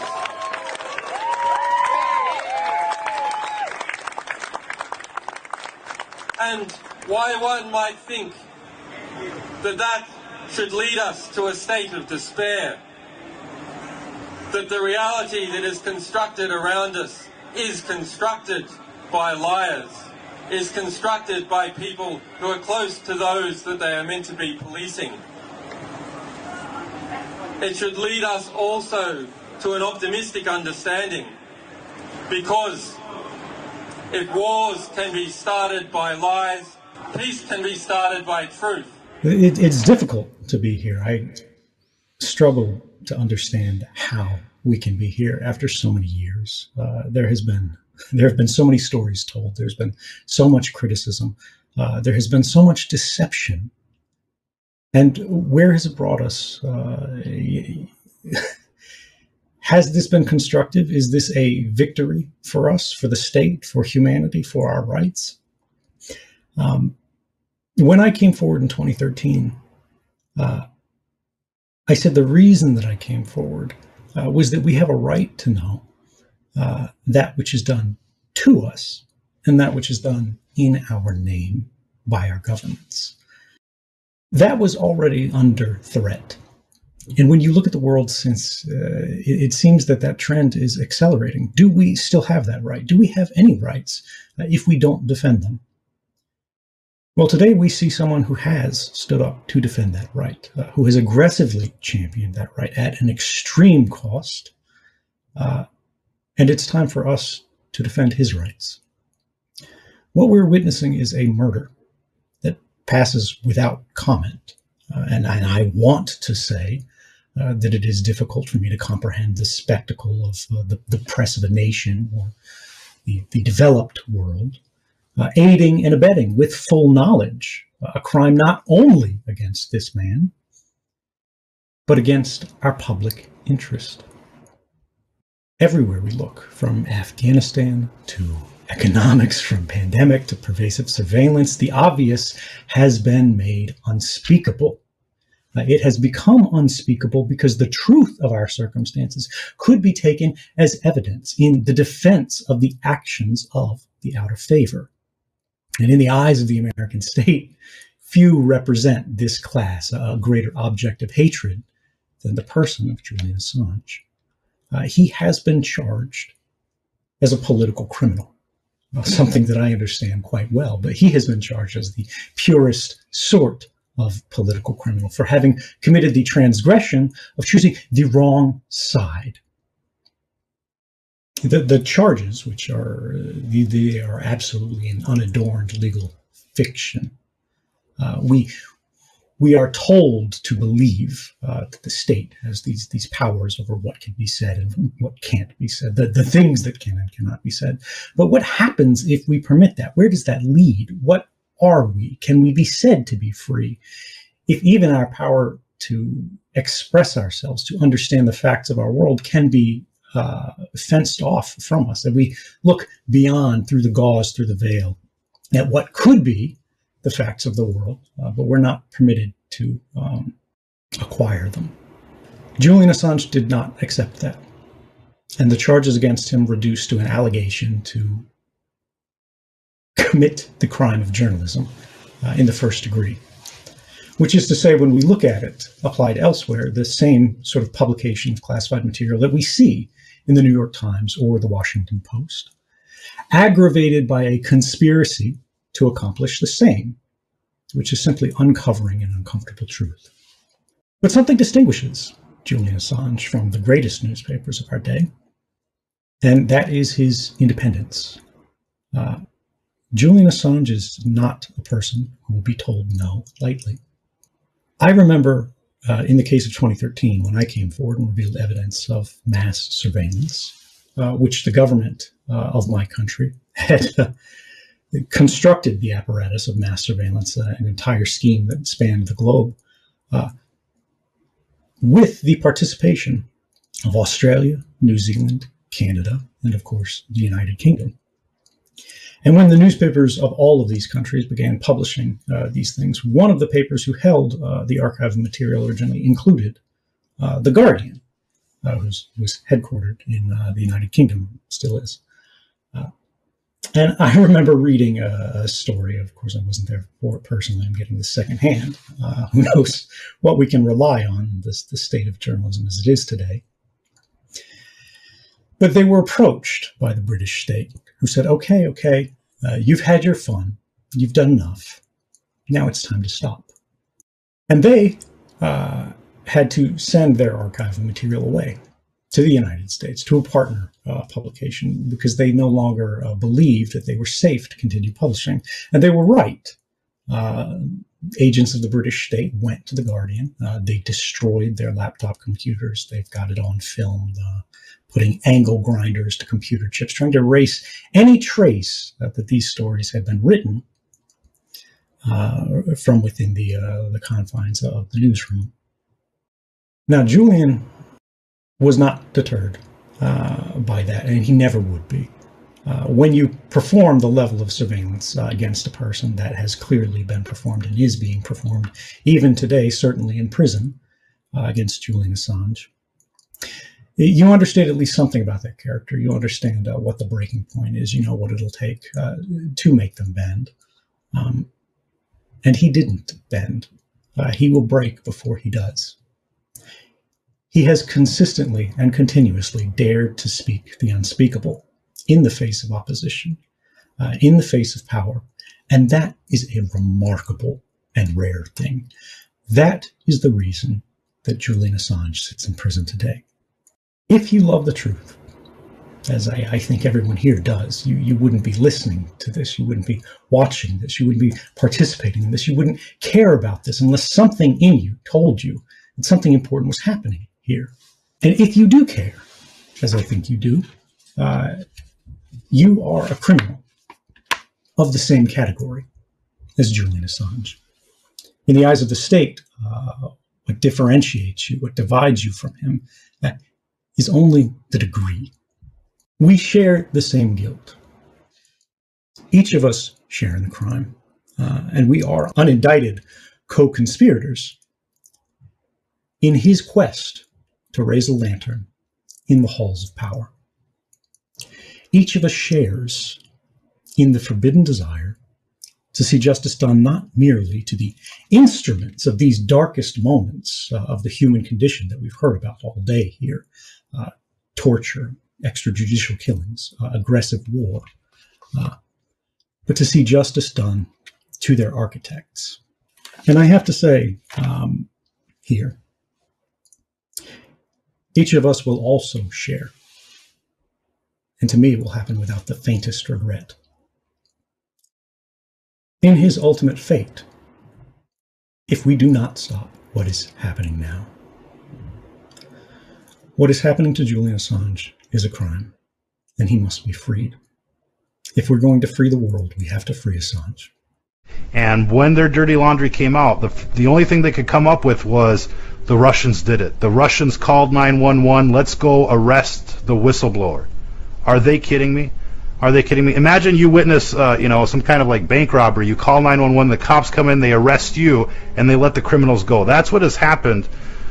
When it comes to these Podesta emails, when it comes to these WikiLeaks. And I think people need to be fully aware of that and not buy into their propaganda. The Russians did it. The Russians did it. We don't care who called 911. America doesn't care who called 911. What we care about is the evidence, and we want these people held accountable. And they're never going to be held accountable as long as this corrupt Department of Justice continues to maintain its stranglehold on, prosecutions and investigations. And so the likes of Rosenstein, Sessions, they have got to go. And Congress is moving in that direction. They've filed the articles of impeachment against Rosenstein. He's still covering up for Hillary. What is this shill's problem? These people in the deep state, they don't care about right and wrong. They care about protecting their own. And that's what it's about. It's just about covering their own agenda, covering their own rear. It has to stop, ladies and gentlemen. We need justice in America. Something has to give. And either we're going to give up America or they're going to give up America. Do you want America run by pedophiles and cult members? Or do you want America run by Christians and patriots? Edgar Welch showed up at Comet Ping Pong armed with an AR-15, a revolver, and a knife, determined to find underground rooms and vaults, firing his gun at a door behind which Alefantis says he wouldn't have found anything exciting. And here is our bags and coat closet. The bullet went into our computer system. Well, exactly. Well, that's the point. Like, even if he did shoot the hard drive, Isaac, in 9/11, we know they recovered hard drives very easily. And it was the FBI that did it, by the way. It was the FBI Forensics Office. That's how we know about the insider trading that happened just before, because they're from recovered hard drives of a building that was basically dustified. And you're telling me one shot goes through a computer, through a lock, through a door, and then through a computer, hits the hard drive, and we can't investigate it. It's absolute fiction. Now, yeah. There's no room for pedophiles, child molesters, and devil worshippers in America. And people were outraged when they saw the TEDx, endorsement. Numerous, scholars, psychiatrists working with, various law enforcement agencies promoting the pedophilia. People were shocked. You should have seen how viral that video went, and they had to take him down. They had to take him down. They had to destroy the evidence, just like Hillary is destroying the evidence. Imagine what else was on her emails. What other kind of codes and things of that nature were there? Tons. Undoubtedly tons. And everybody should be concerned. Everybody should be concerned about these Hollywood pedophiles, what's going on in their emails. We've covered it. Their Twitters, we should say, their messages, they're promoting the pedophilia, they're promoting the abuse of children like you cannot believe. And they're talking about, straight up molesting children, raping children, and it's like, why aren't these people in jail? Where is the FBI? Think how long they've spent investigating Trump. They have no evidence. They have no proof of collusion, but they keep dragging it on. And then you look at the Hillary investigation. That was done in months. They gave everybody immunity agreements. Everybody got off scot-free. And now you've got the likes of Comey, like, campaigning for the DNC. And, and all of these, FBI insiders are hardcore DNC socialist, communist operatives, including Brennan, who was a communist, an admitted communist at the peak of the Cold War. How does that guy end up being the head of the CIA? Just go ask Hussein Obama, who happens to have funded and protected ISIS. We're going to be bringing in Danny Ray for a fresh perspective on what's going on here. Undoubtedly, this is the worst of the worst that our country has to offer. These pedophiles from Hollywood, these evildoers, they have to be exposed. Justice must be done. Danny Ray, you're live on Stranger Than Fiction News. What do you think of this latest development with Isaac Kappy? I just really pray that the Lord protects Isaac, because he's doing exactly what all real men and women need to do. We need to stand up for the children. We need to protect the children, expose the evil. Like I've said in the video that was subsequently taken down, Ephesians 6:11 says that we should not have any part of these unfruitful evils that are going on, but rather we are to expose them. And when we expose them, we get hit really hard over here, and everybody's seen it. You've shared our videos, and we've gotten plenty of love mail. You guys are always asking what happened.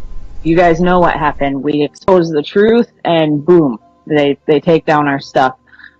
Oddly enough, when we had it up for a little while, they pulled the one that we talked about and exposed it, telling the world how we felt about it, but they managed to leave the other one up long enough to get millions of views because it seemed to quote unquote push their agenda. We got lots of hate mail on that one too, of course, and God bless every single one of you who decided to send in the hate mail, considering You can take it either way, but we are here to expose this evil. That is what our job is. We are called to be watchmen, and we are watching the dominoes fall, and I'm just so thankful that that is what's going on.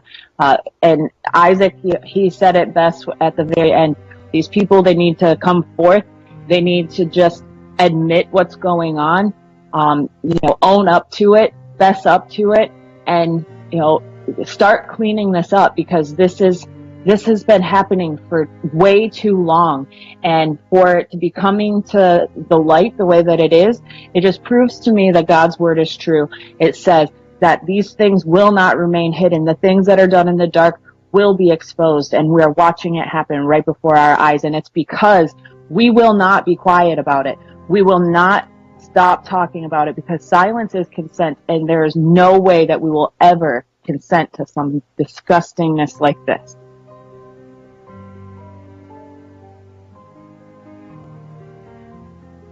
I think, honestly, we have to look at a lot of these things like he was talking about ElsaGate. I know we've talked about it before, but this stuff is continuing in our country, and our children are being brainwashed by these videos that are out there on YouTube pushing these things. It's a very, very sick program that they have out there running.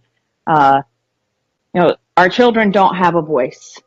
We have to be their voice. And so we have to make sure that we as parents are doing everything we possibly can to keep them safe. You guys pay attention to what they're watching on YouTube.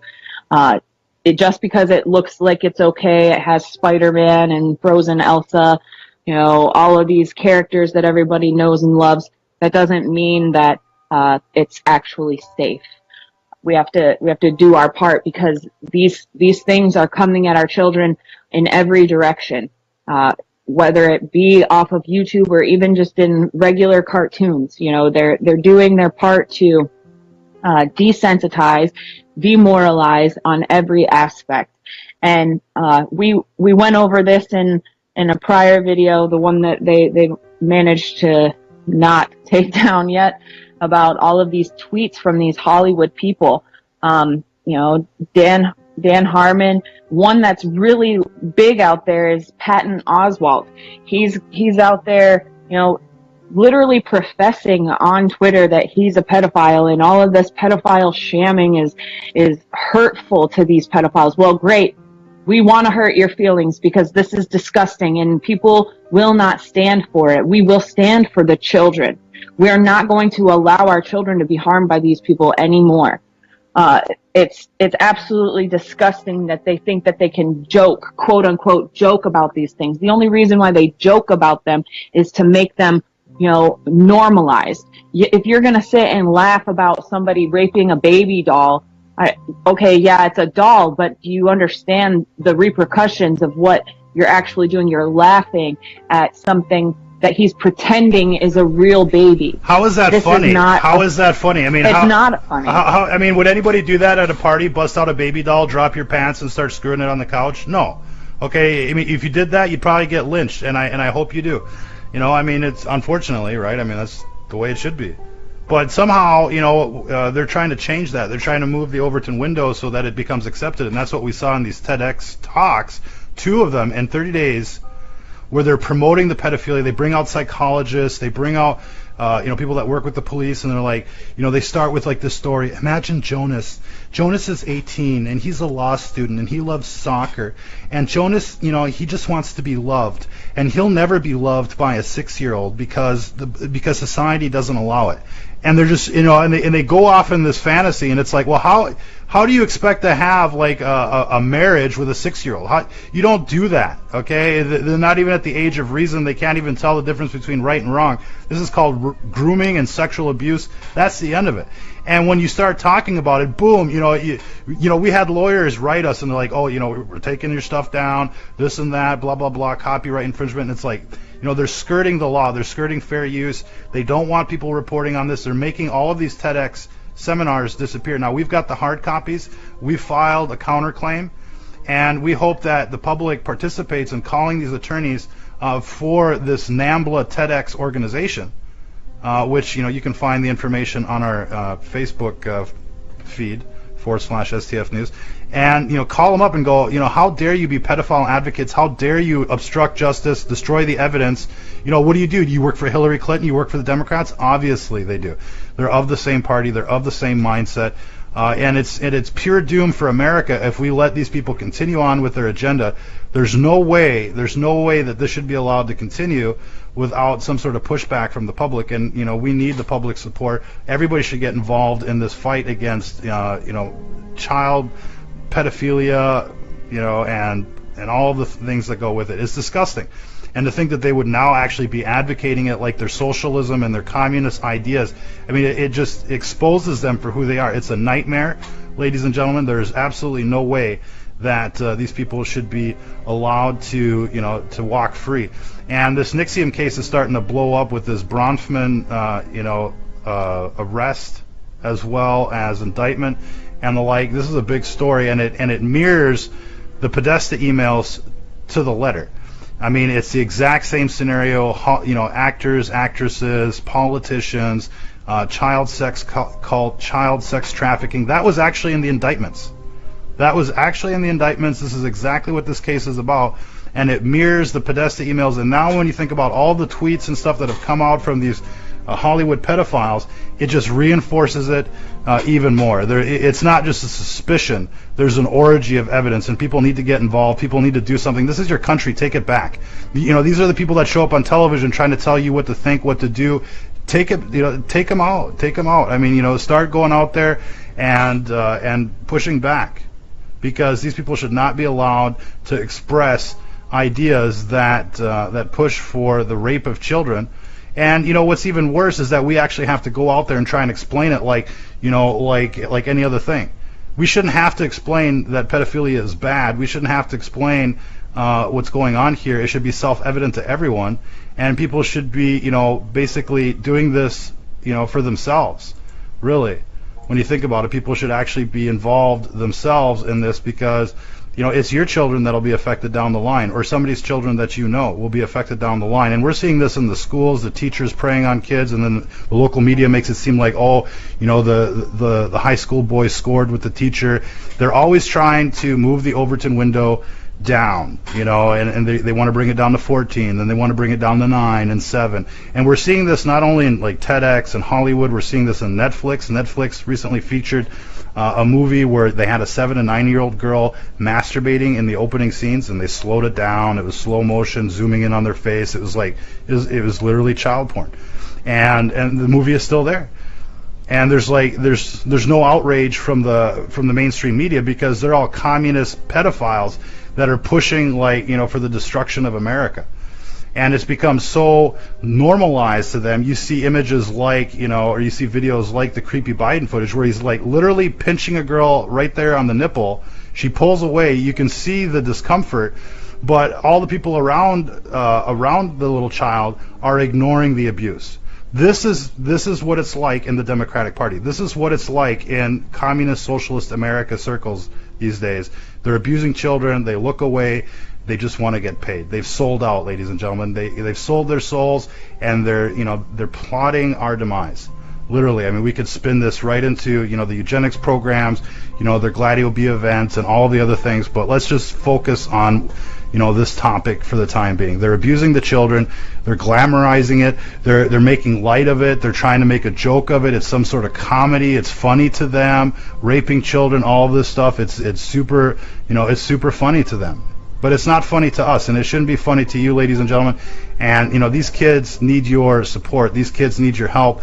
And so we got to keep raising awareness on these issues. And we tip our hats to Isaac Kappy and many others that are exposing this, Corey Feldman and many others that are telling you what's going on. Will you listen? How many people have to tell you that this is happening before you listen? How many videos do you have to see where they're molesting the children right in front of your eyes before you'll listen? What will it take for people to get the drift? Danny Ray, in closing, what else can we say about this horrendous topic?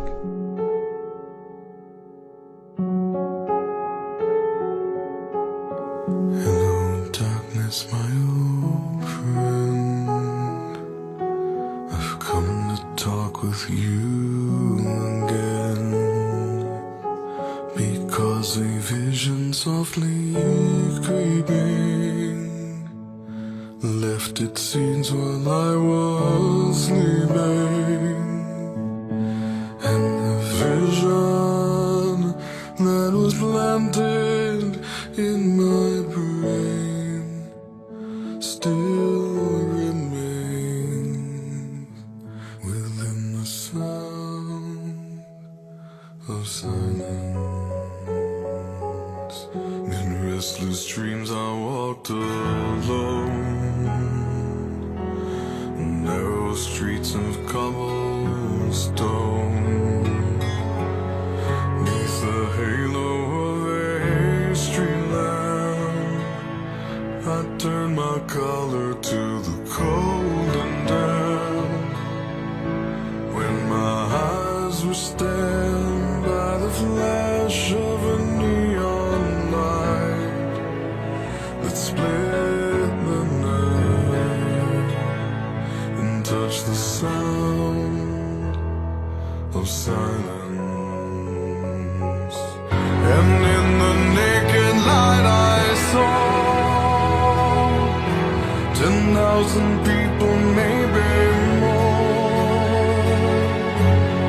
People talking without speaking, people hearing without listening, people writing songs and voices never shared, and no one dared disturb the sound of silence.